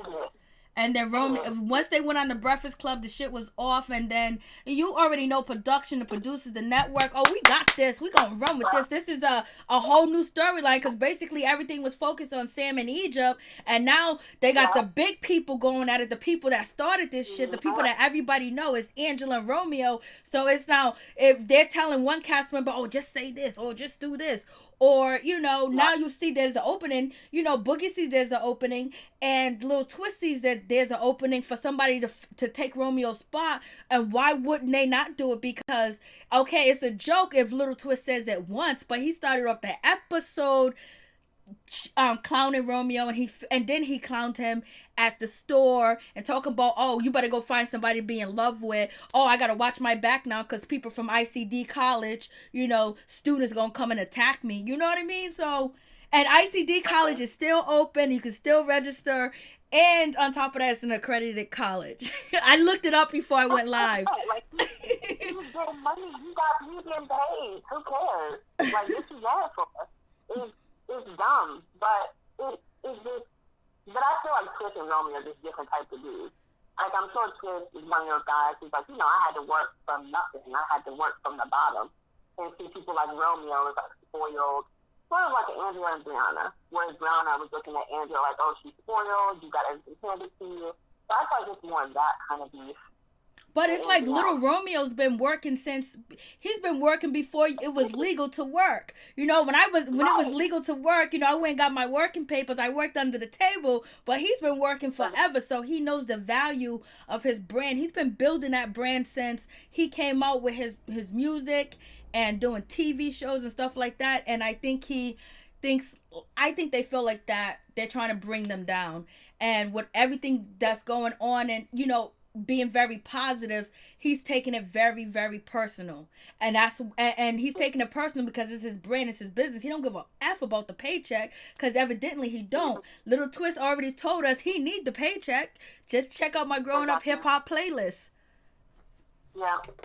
Exactly. But if he didn't take things personal, if he would brush it off, it would be okay. But I think it's consistently now. And then you clowning the boss. Let me clown my boss. I'll be fired. Exactly.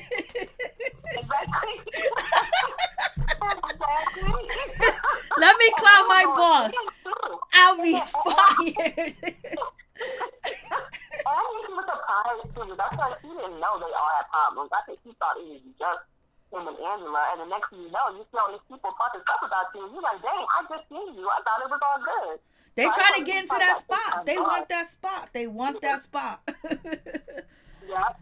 And I don't blame Little Twist. I don't blame Little Twist. He's trying to eat. Like, we already know what type of situation. Little Twist is just like us. You know what I mean? So he's trying to eat, get his foot in the door. He's been taken advantage of. He's been used by everybody that he was dealing with. And now he's here and he's trying to make the best out of it.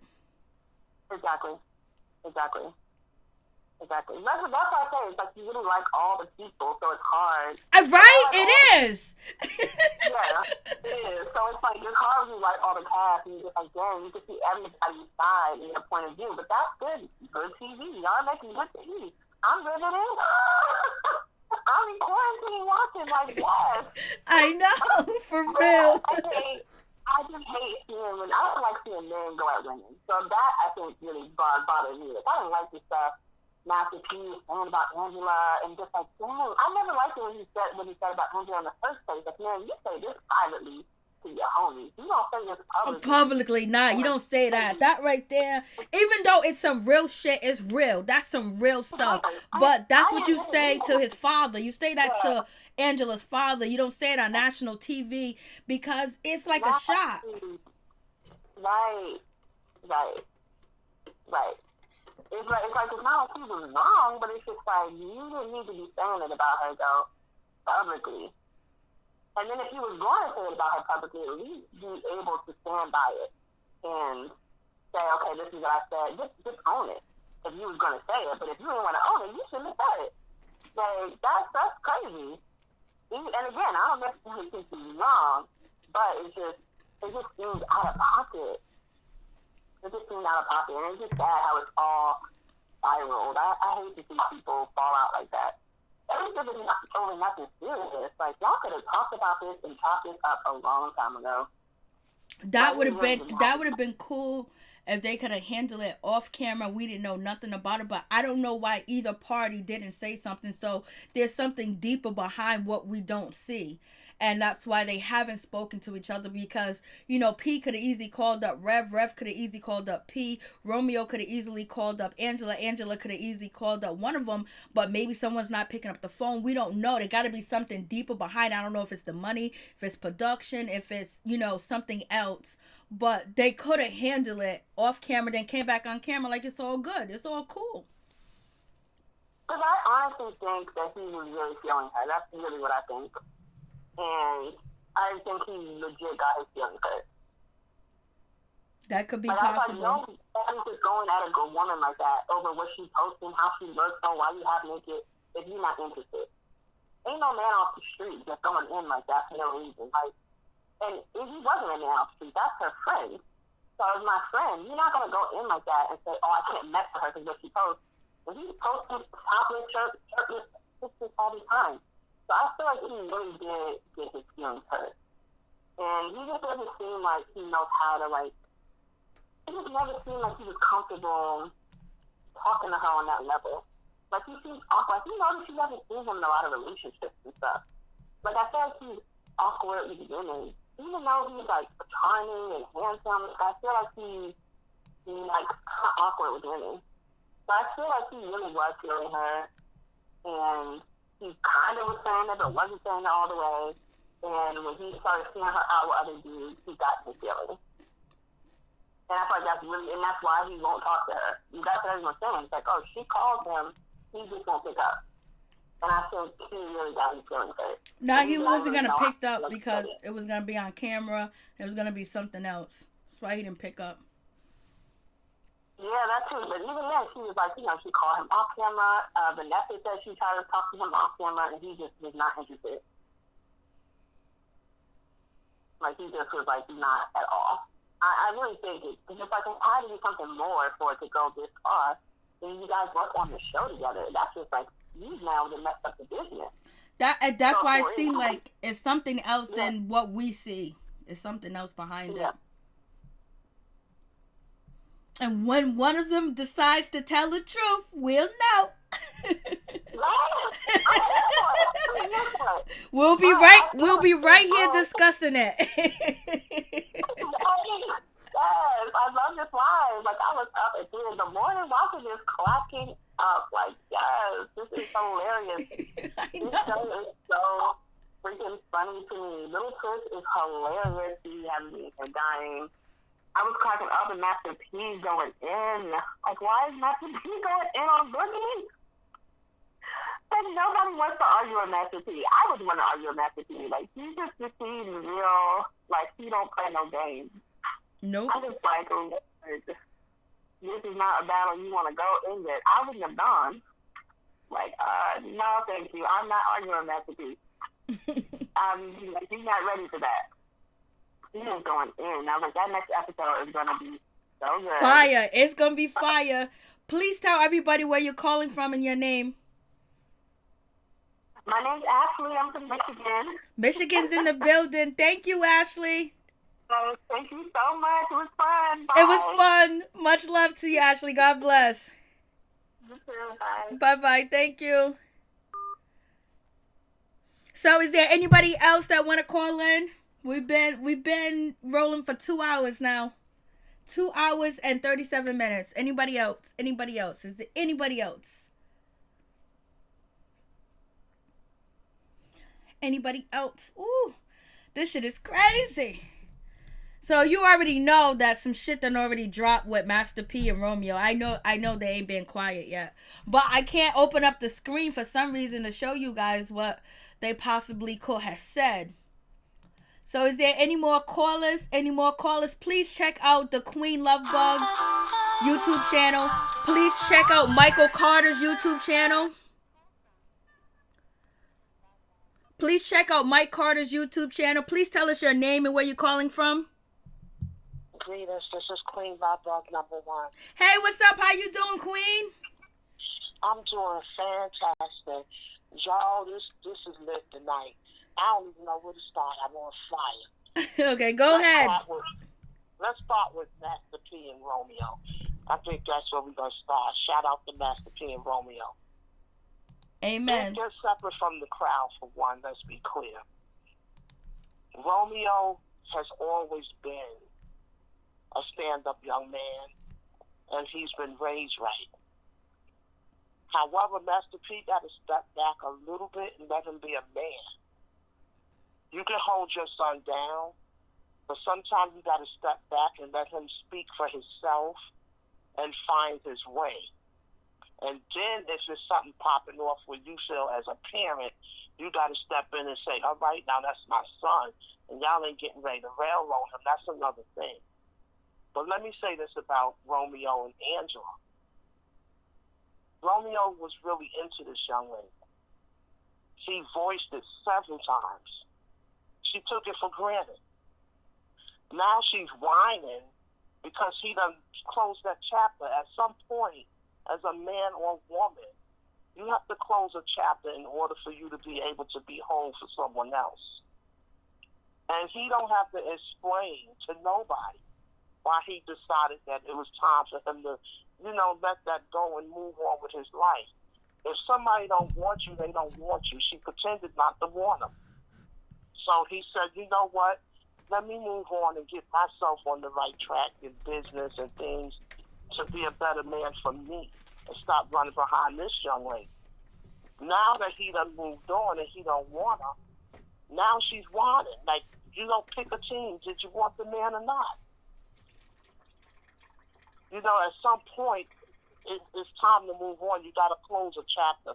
I think we all have ran behind somebody to a point that we said, okay, it's time to let that go now. If they don't want me, let me move on and be whole for somebody who do. Now let's move on to Egypt and Bree. I'm from the streets. Everybody's saying that Egypt sucker punched her. No, she didn't. If I'm standing in front of you and we popping mess, and you see me in fighting gear looking like I'm getting ready to pop off, protect yourself. If you getting ready to take your rings off and I'm getting ready to pop off on you, I'm going to swing. So she did what she had to do. For somebody that never been in a fight before, she knew the code. Don't let nobody hit you first. The only thing that I said was once she swung on her, and then everybody was holding Bree back. That was just They wrong. said that they didn't hold her back. She fell out, that she was knocked out because she was drinking like 10 shots and she fell back and she was knocked out. That's what Egypt says. That's what Sam says. And that's what Pep says. But I wasn't there. Right. Well, I don't know if she fell out. That's a different thing. But my thing is, it shouldn't have even got to that point. I said this months ago. This young lady is stressed out. She's frustrated. She's in love. And, she never probably even experienced a real relationship before. So just, keep being in her ear, this dude is no good. You got to let people see that stuff for themselves.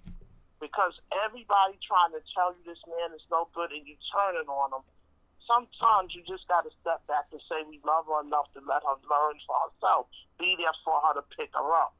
But as parents, Pep and Tretch, wow.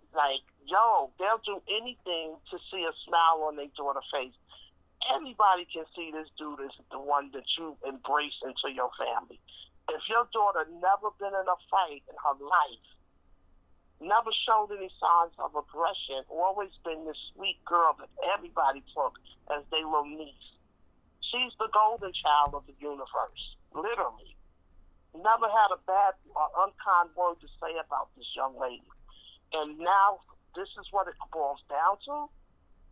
You got to get away from my child. My child ain't never been in a fight, ain't never said an unkind word, and it's okay to stick up for yourself. But there's a difference in you pushing her up, like, say this, do this. You can clearly see he's in the background laughing and clapping it up, and this young lady is crying at some of these events. She done got into a situation, and he's on the side laughing like, oh, y'all see this? He's definitely clout chasing. He's out here for fame. He's out here to get whatever he can to get to that next level. And even if it means, pretending to be in love with a celebrity child, he's doing what he got to do. And if they don't see that, then I don't know what to tell them. That young man, when a man is into your child and a fight pop off, he's going to get to your child's side and get in front of her. A real man would have never let her fight in the first place. He would have grabbed her and said, "You're not fighting." So when you pushing her up and giving her the eye, like, go ahead, do it, swing, that's letting you know that's not somebody that loves your child. Because a real man would have been like, right up in front of her, "You're not hitting my girl." So that lets you know that. So let's move on to who's next. Damon. Oh, boy. I don't even want to drag Damon tonight. I'm going to take it light on him. Yeah, he's from the streets.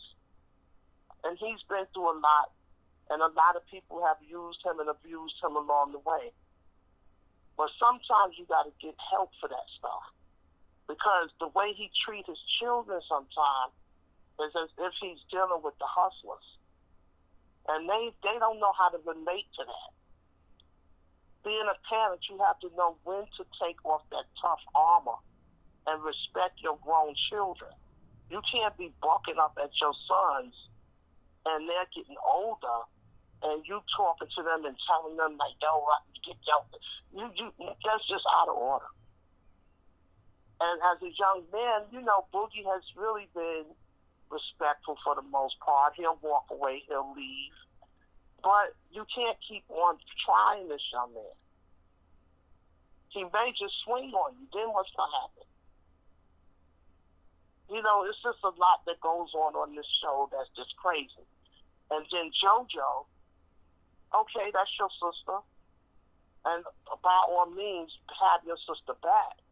But at the same token, in time, sometimes your sister needs to hear the truth. And sometimes you have to let her know, like, look, this young man has moved on. Close that chapter. Let's stop talking about it. Whenever we come somewhere and he's there, don't even go over there. Don't even speak to the dude. He already done made it known you invisible. He ain't really rocking with you. Don't talk about him no more. And get away from Bow Wow. Bow Wow is not going to do right to save his life. He's a sweet person. He's fun, but he's not nobody you want to commit to. Bow Wow can't keep his own life in mind. Why would you go in that direction? That's just not making sense. Make it make sense. But I'm going to drop the mic.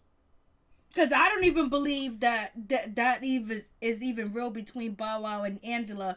It's only because Romeo ain't filming with Angela and they need a star. And so Bow Wow is filling in. But Bow Wow also requested for Angela to leave Growing Up Hip Hop and then do their own show together.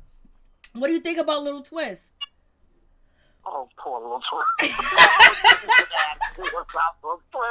Come on now. Why would you put me on the spot like this? Okay, let me get down to the nitty-gritty. Come on, baby. Little Twist. I like Little Twist. Little Twist is okay. But Little Twist got to understand some things, too. There are some things that goes on around you, and sometimes you can love the people you're around, but sometimes you got to step up to them, too, and let them know, like, listen, mind your business. Okay, Bree, you want to hold her down, that's your sis, so on and so on. But guess what? Your sis could have chose to stay out of that. She inserted herself in. She sat up there and talked to Pepa and Tretch like they was her equal. And as a friend, if she was my friend, that would have been the end of that right there. He's an okay little dude. I think he's unique. He has his own little style. The pajama thing, what do you think about him, teasing Romeo with the ICDC? Wow. Well, let me just say this. Romeo is intelligent, right? Romeo is successful, right? Romeo is articulate and a gentleman, right? If I said something wrong, stop me. Oh, facts. Okay, that's the end of that subject. Romeo is in a whole other class. Oh, yeah. Let's be clear. Oh, yeah. Let's be clear. Oh, yeah. So there's no defense in that. Sometimes when people are ignorant and they trying to get a laugh, you got to let them be the laugh. Let them be the laugh. They laughing, but Romeo is the top line on that show. Let's be clear. And has been consistent from a small child up until now with getting that bag and staying out of trouble and just being a gentleman. He's the type of dude that you really want your daughter to marry. Facts. If there's one dude in these hip-hop shows that I would want for my daughter, it would be Romeo. And you know these guys in them hip-hop streets is not the ones you yes, want for facts, your daughter. Romeo, all day. Let's start preaching now. Glory, hallelujah. You don't want the hip-hop dudes for your daughter. So when you can find one or two, you can say, okay, let's see what we can do with this one. That's big. And Romeo was definitely the type of young man you take home to your mama and say, Mama, this is who I'm dating. And he can stand in front of her and say, well, this is what I got to offer and what I'm doing for myself. And your mama can say, okay, baby, you've done pretty good. Not, girl, if you don't get this fool out of here. Bad enough I got to put up with my own stuff, but now you're bringing this fool up in here. And we got to try to burst him out and figure out if he can rob us blind or mess with your cousin. Come on now, let's keep it real in these streets. Y'all know them guys ain't worth a pot in the wind. You already know. And I got evidence. I got videos of it. Half of them is like the little junior Stevie J's. I know. You can't trust them as far as you can throw them. Amen. Amen to that. All right, Queen Love Bug, shout out your channel and tell people what your YouTube channel is about. Say that again. Shout out your channel. Tell everybody to check you out at your channel. Tell them what you give them, a little description of your channel. Well, y'all can check me out on the Queen Love Bug #1. And my channel is a flexible channel. It has a lot going on, but it is a village. And we cover a whole lot of different topics, and we get down to the meat and potato things over there. So come check me out. I'll be waiting. And shout out to Maryjanetv Creations. One love. One love. Queen Love Bug. She is a moderator in the chat, so check her out, and you can just copy her name and hit it into the channel, and go over there and subscribe, hit the like button, show her some love. Queen Love Bug is in the building, baby. Thank you so much. Shout out to Mary Jane. Peace. Please check her out. Please check out Mike Carter's YouTube channel. He's a moderator. He's in the chat. Thank you, Levon. Hey, Levon, how you doing? Good to see you. Thank you, guys, for coming out. If there's any more callers, let me know. So please check out Norris Tony YouTube channel. Please check out the Queen Love Bug #1. She's in the chat. And also, please check out Mike Carter's YouTube channel. Be greatly appreciated from the bottom of my heart, my peeps, my peoples. Please show them some love and subscribe. And hit that like button. And hit the like button now. It'll be greatly appreciated. Any more callers? Any more takers? Anybody else coming through? And thank you guys so much for your opinions and basically saying what you got to say. And I love it and I appreciate it. You guys got all different types of opinions about everything. It's all welcome because we can analyze each and every one of them. So anybody else want to call in? Any more callers? Anybody else coming through? Anybody else got something to say? You want to defend somebody? You want to say something? You want to check something? Call the number. The number's on the screen, baby. Tell me what you think.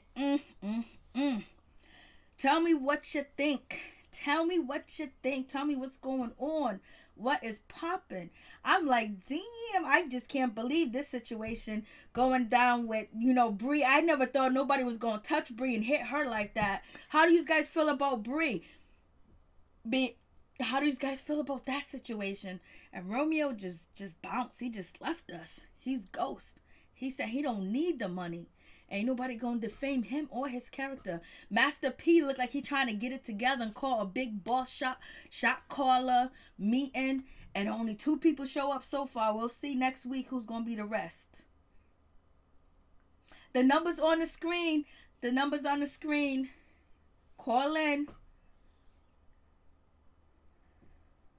Thank you, Crazy LB. Appreciate that. Please hit that like button, my peeps, my peoples. Please hit the like button. Please hit the like button. Please share the video. Anybody else? Or we done for the night? Because we've been doing it. It's going on 2 hours and 53 minutes. So yes, we've been out here in these streets, and you guys have been dragging in these comments. Some of the comments I can't even read. You guys have been dragging. When I say dragging, I don't even know where you guys get your articulate what you put down in the chat. I'm like, you mother suckers need to write a book about dragging and reading, because y'all been reading in this comment section. I'm like, Lord have mercy. What's going on with the situation? Woo! But, we came here. We did what we had to do. I really do appreciate y'all.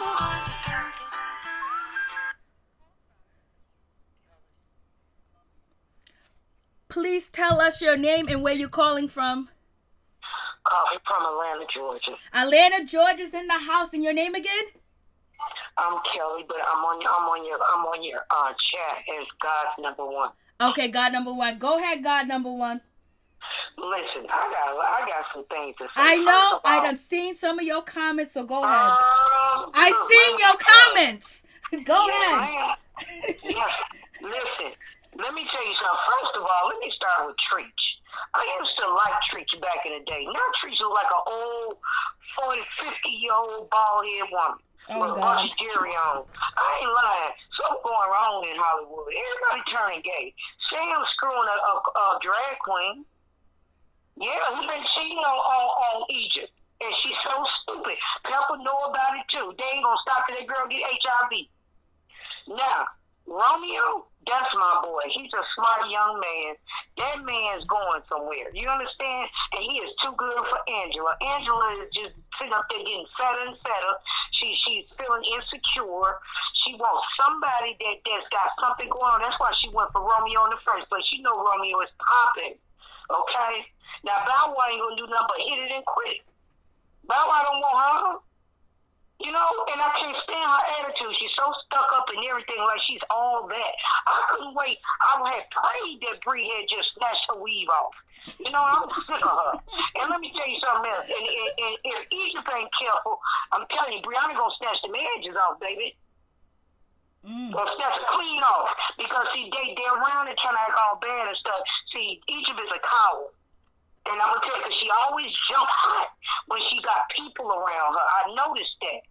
See, you know, from where I come from, that don't even matter. Because if you got your people and I got my people, we going to get down. So, you know, I just don't like Egypt. I don't like Pepa. Bow Wow, I don't care one way or the other with Bow Wow. You know, Bow Wow just in to have sex and he'll throw him in the trash can. He don't care. So, you know, I'm just saying. But if Brianna wants to lay them hands on Egypt, though, see, Egypt been playing bad. But I'll catch her, I'll hide in the bushes like Rambo and jump out on her while she by herself. That's how you do that. And I can't wait till the day when it do come. And I'm going to tell you that rapper, the little short guy with the dreads that y'all... Twist. Yeah, I'm gonna tell you something. He don't lay hands on Sam.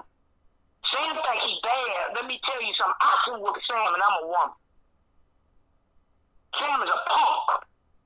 I ain't even saying punk with the P-U-N-K. I said punk. P-O-N-K. Punk. Okay. You know, out here screwing these other men and stuff, and they know this. They gonna mess around with their Okay, this is allegedly. Keep going. Well, you know what? I don't care. I hope Pepa even hear me. Shit. I ain't scared of Pepa. I know you ain't God. They need to put me on the show. They need to put me on that show. I'll bring some comedy, some real comedy to this. I know you would, because I know. I see your comments. They need to put somebody real on that show, though. That's not a star, but they just hang out with them. You know, sit back and chill. I'm going to tell you, I'll make a clown out of all of them. Because all of them stupid. The only one that ain't stupid is Romeo. I love my Romeo, baby. Don't mess with Romeo, because I'll come out the bushes fighting. I ain't playing. I love my Romeo now. But I'm going to tell you, the rest of them chicks get their weave snatched. See, I'm good about that. I'll snatch your edges out. I don't play it. See, they need me on that show. I'm gonna tell you, you want to see some real TV? They need to put the real people on TV. Stop playing with these people. You know, it's a waste of time almost. What do you think about Boogie? What do you think about Boogie? Oh, Boogie, you know what? Boogie got half crazy daddy. So let me tell you something about Boogie. Boogie just looks at his daddy, and he just gone about his business. When his daddy ain't talking right, he gets up and walk away. Boogie he's even tempered. You know what I'm saying? I kind of like Boogie. I like Boogie. Boogie ain't, you know. But I'm just saying, a lot of them clowns on there, they get on my nerves. But Egypt takes the cake for me. Egypt takes the cake for me. I'm going to tell you, Brianna need to catch her by herself and make her dance. You understand? Because, see, she too hot for her own good. See, she sitting up there, she got her some little pee-pee, and she thinks she all of that. But she getting paid, she getting that pee-pee. So what do you think about TT? What do you think about TT? About who? TT, Egypt's cousin, TT. Oh, now you know what? I like her. She gone up out the way out of this stuff. See, you know what I'm saying? She did the right thing. But you know, all these clowns and Angela, her stuck up. She ain't doing up getting fat. She up there trying to model and everything. So, oh, look at them thighs, man. No, she don't even look the same. She don't even look the same. That's why she got low self-esteem. See, Romeo did her right. He turned her down. That's what you do for people like that. See what I'm saying? See, she thinks she better than anybody anyway, but Angela ain't nobody but her daddy's daughter. That's it. She ain't never been famous for nothing. Now, you know I ain't lying. No, what do you think about Boogie? I mean, what do you think about Jojo? Now, Jojo, you know that little long head. He ain't nothing. Why his wife so bigger than him? She should be the man. Jojo ain't nobody either. Jojo is not. Let me tell you, he is not famous. He's just his daddy's son. Yeah, my daddy can be a star, and then I guess I'm gonna be famous then. No, it don't work like that. You gotta put in your chips. I'm serious. And Pepa, I run the rings. I get in the ring with Pepa. She got a ring like a 60-year-old woman. Lord have mercy. Bone face. Look like Skeletor. Come on, man. I'm just sick of all of it. They just better leave my Romeo alone. Or it's going down. She said, leave Romeo alone. Or it's going down. I'm dead. You done killed me over here. I'm dead. No, I'm telling you, you need to put me on this show. I bring some real content to this show. See, they playing right now. They playing. I ain't got time for it, see. You know, but my Romeo, that's my boo-boo.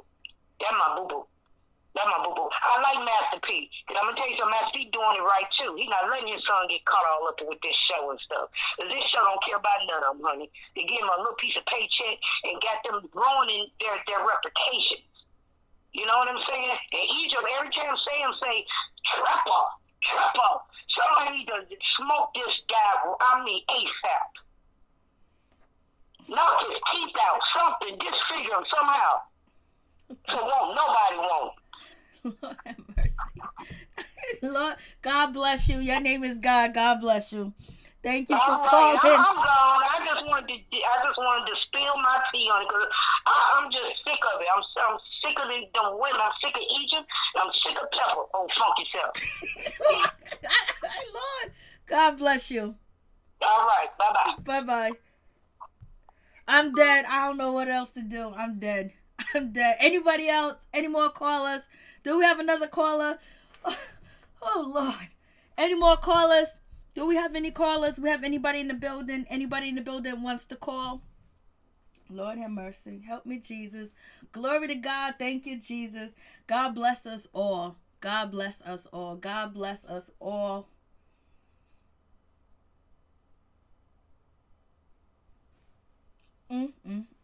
Anybody else? Anybody else? Any more calls?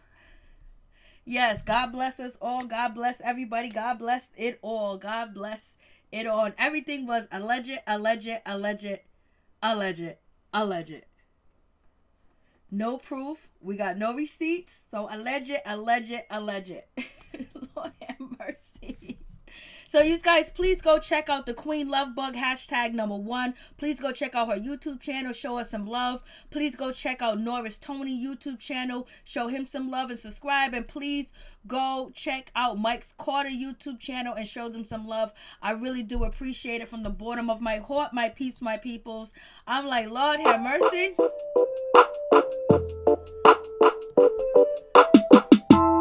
Oh my goodness, it's going down. Growing up hip hop LA, it's touching folks, it's touching people.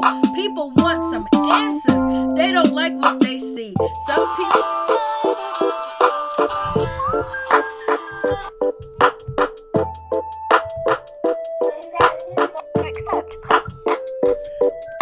One second.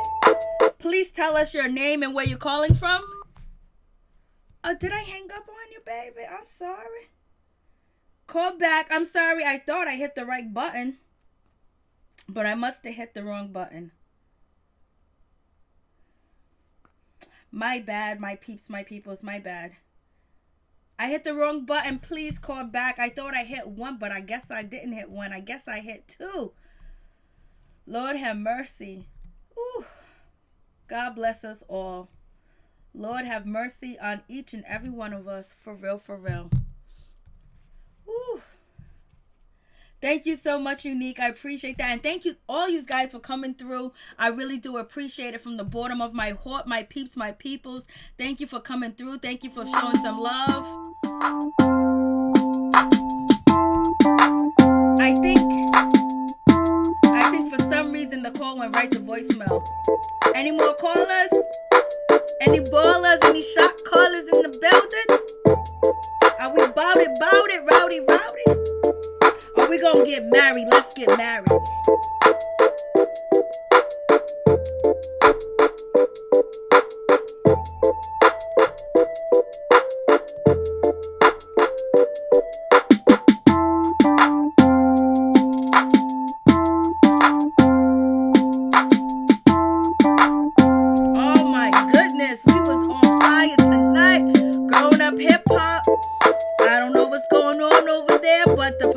The producers, they got everybody, checking in.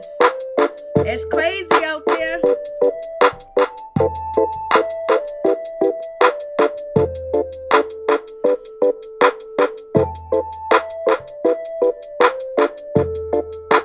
Thank you guys for coming through. I really do appreciate it from the bottom of my heart, my peeps, my peoples. Stay positive, stay woke, protect yourself. And basically make sure you protect yourself from everything out there that's going on in these streets. You got to protect yourself. You got to protect your family. You got to teach your kids how to protect themselves.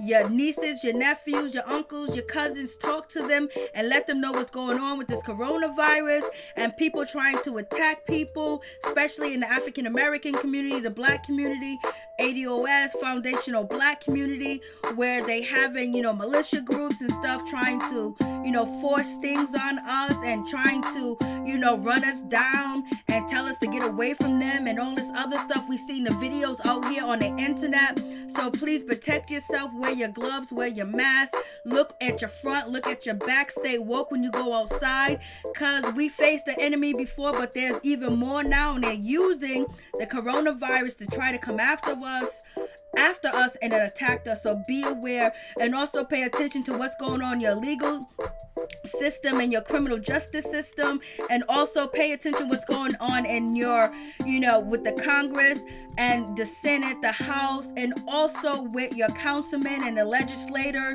and your community and your town or city, because they're trying to pass different laws and different bills that's going to really affect us by forcing us to take a vaccination, get vaccine, just pay attention so you know what politician is going for what, so you know who not to vote for, or what's going on, because basically they're trying to make it mandated where they come into the black community and test us for the coronavirus, because they made us the face of the coronavirus. At first it was the Asians, it was the white people for a little bit. Now the black people are the face of the coronavirus. They want to come to our house, check our fevers, and if any signs or symptoms and you don't have 2 bathrooms, they can move you out and put you in, quarantine. So be careful find out what's going on, and make sure your family and everybody that leaves the house know that it's not all good out there. You got to protect yourself from the coronavirus, and you got to protect yourself from racism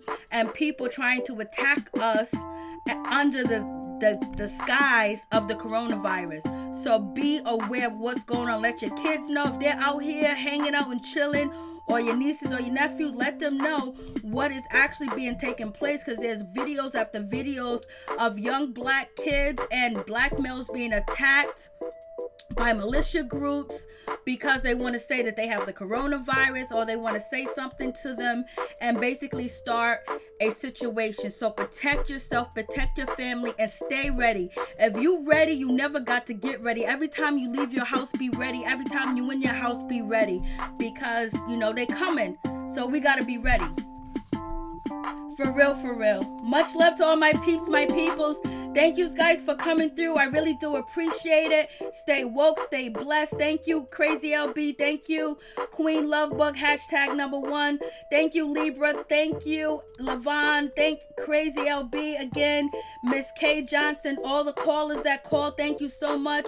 Unique #1, thank you for coming through. Thank you. I appreciate it. Ash R, thank you for coming through. Mo, thank you for coming through. I do appreciate it. Tony, thank you for coming through. Also, Thick Girl 40, thank you for coming through. Miss Abdullah, thank you for coming through. Lovely Nice, thank you for coming through. And thank you for giving me the information about who went on the Breakfast Club first. I appreciate that. Thank you so much. And thank Levon, I said Crazy LB, the Queen Lovebug, #1. Thank you, Miss K Johnson. I said that. I'm just going up. Short humor clips. Thank you. Thank everybody for coming through. I really do appreciate it from the bottom of my heart. My peeps, my peoples, thank you for your support. Thank you for tuning in. Thank you for liking the video. Thank you for showing me love. I do appreciate it. I don't take it for granted. Wendell, thank you for coming through. I appreciate all you guys dropping down in the comment section and giving us your opinion, being brave to actually just talk and just give your opinion. And don't worry, we ain't gonna judge you. You got the right to feel the way that you want to feel. God knows, #1. Thank you for coming through. Thank you for calling. I appreciate that. Thank you. N is real. Thank you. Shantae, Tyrese, thank you for coming through. I do appreciate it from the bottom of my heart. Thank you guys so much for the support and the love and chilling with me early in the morning and coming through. Yo, it's much love, and I love you guys back for the support. I really do appreciate it. And thank you so much, because it's a blessing and I don't take it for granted, because you could have been anywhere else, but you here chilling. Thank you, Dimple Gang. I really do appreciate. Thank you guys for coming through so much. I really do appreciate it. Moderators, I appreciate you hanging out and just coming through. And I really do appreciate your time and your effort and your support too as well, because you don't have to be here. Thank you guys so much. Please don't forget to subscribe to Norris Tony YouTube channel. Please don't forget to subscribe to Michael Carter's YouTube channel. Please don't forget to subscribe to the Queen Lovebug, #1. Show them some love. God bless. Stay woke, stay up, stay protected. Peace. I'm out. Much love to all my peeps and my peoples.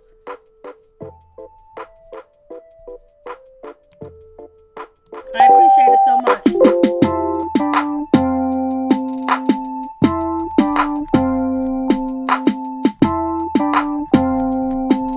Much love to all my peeps and my peoples. May peace and blessing among all my peeps and my peoples, all the people in the bushes. May peace, blessing, health, and wealth come your way. God bless.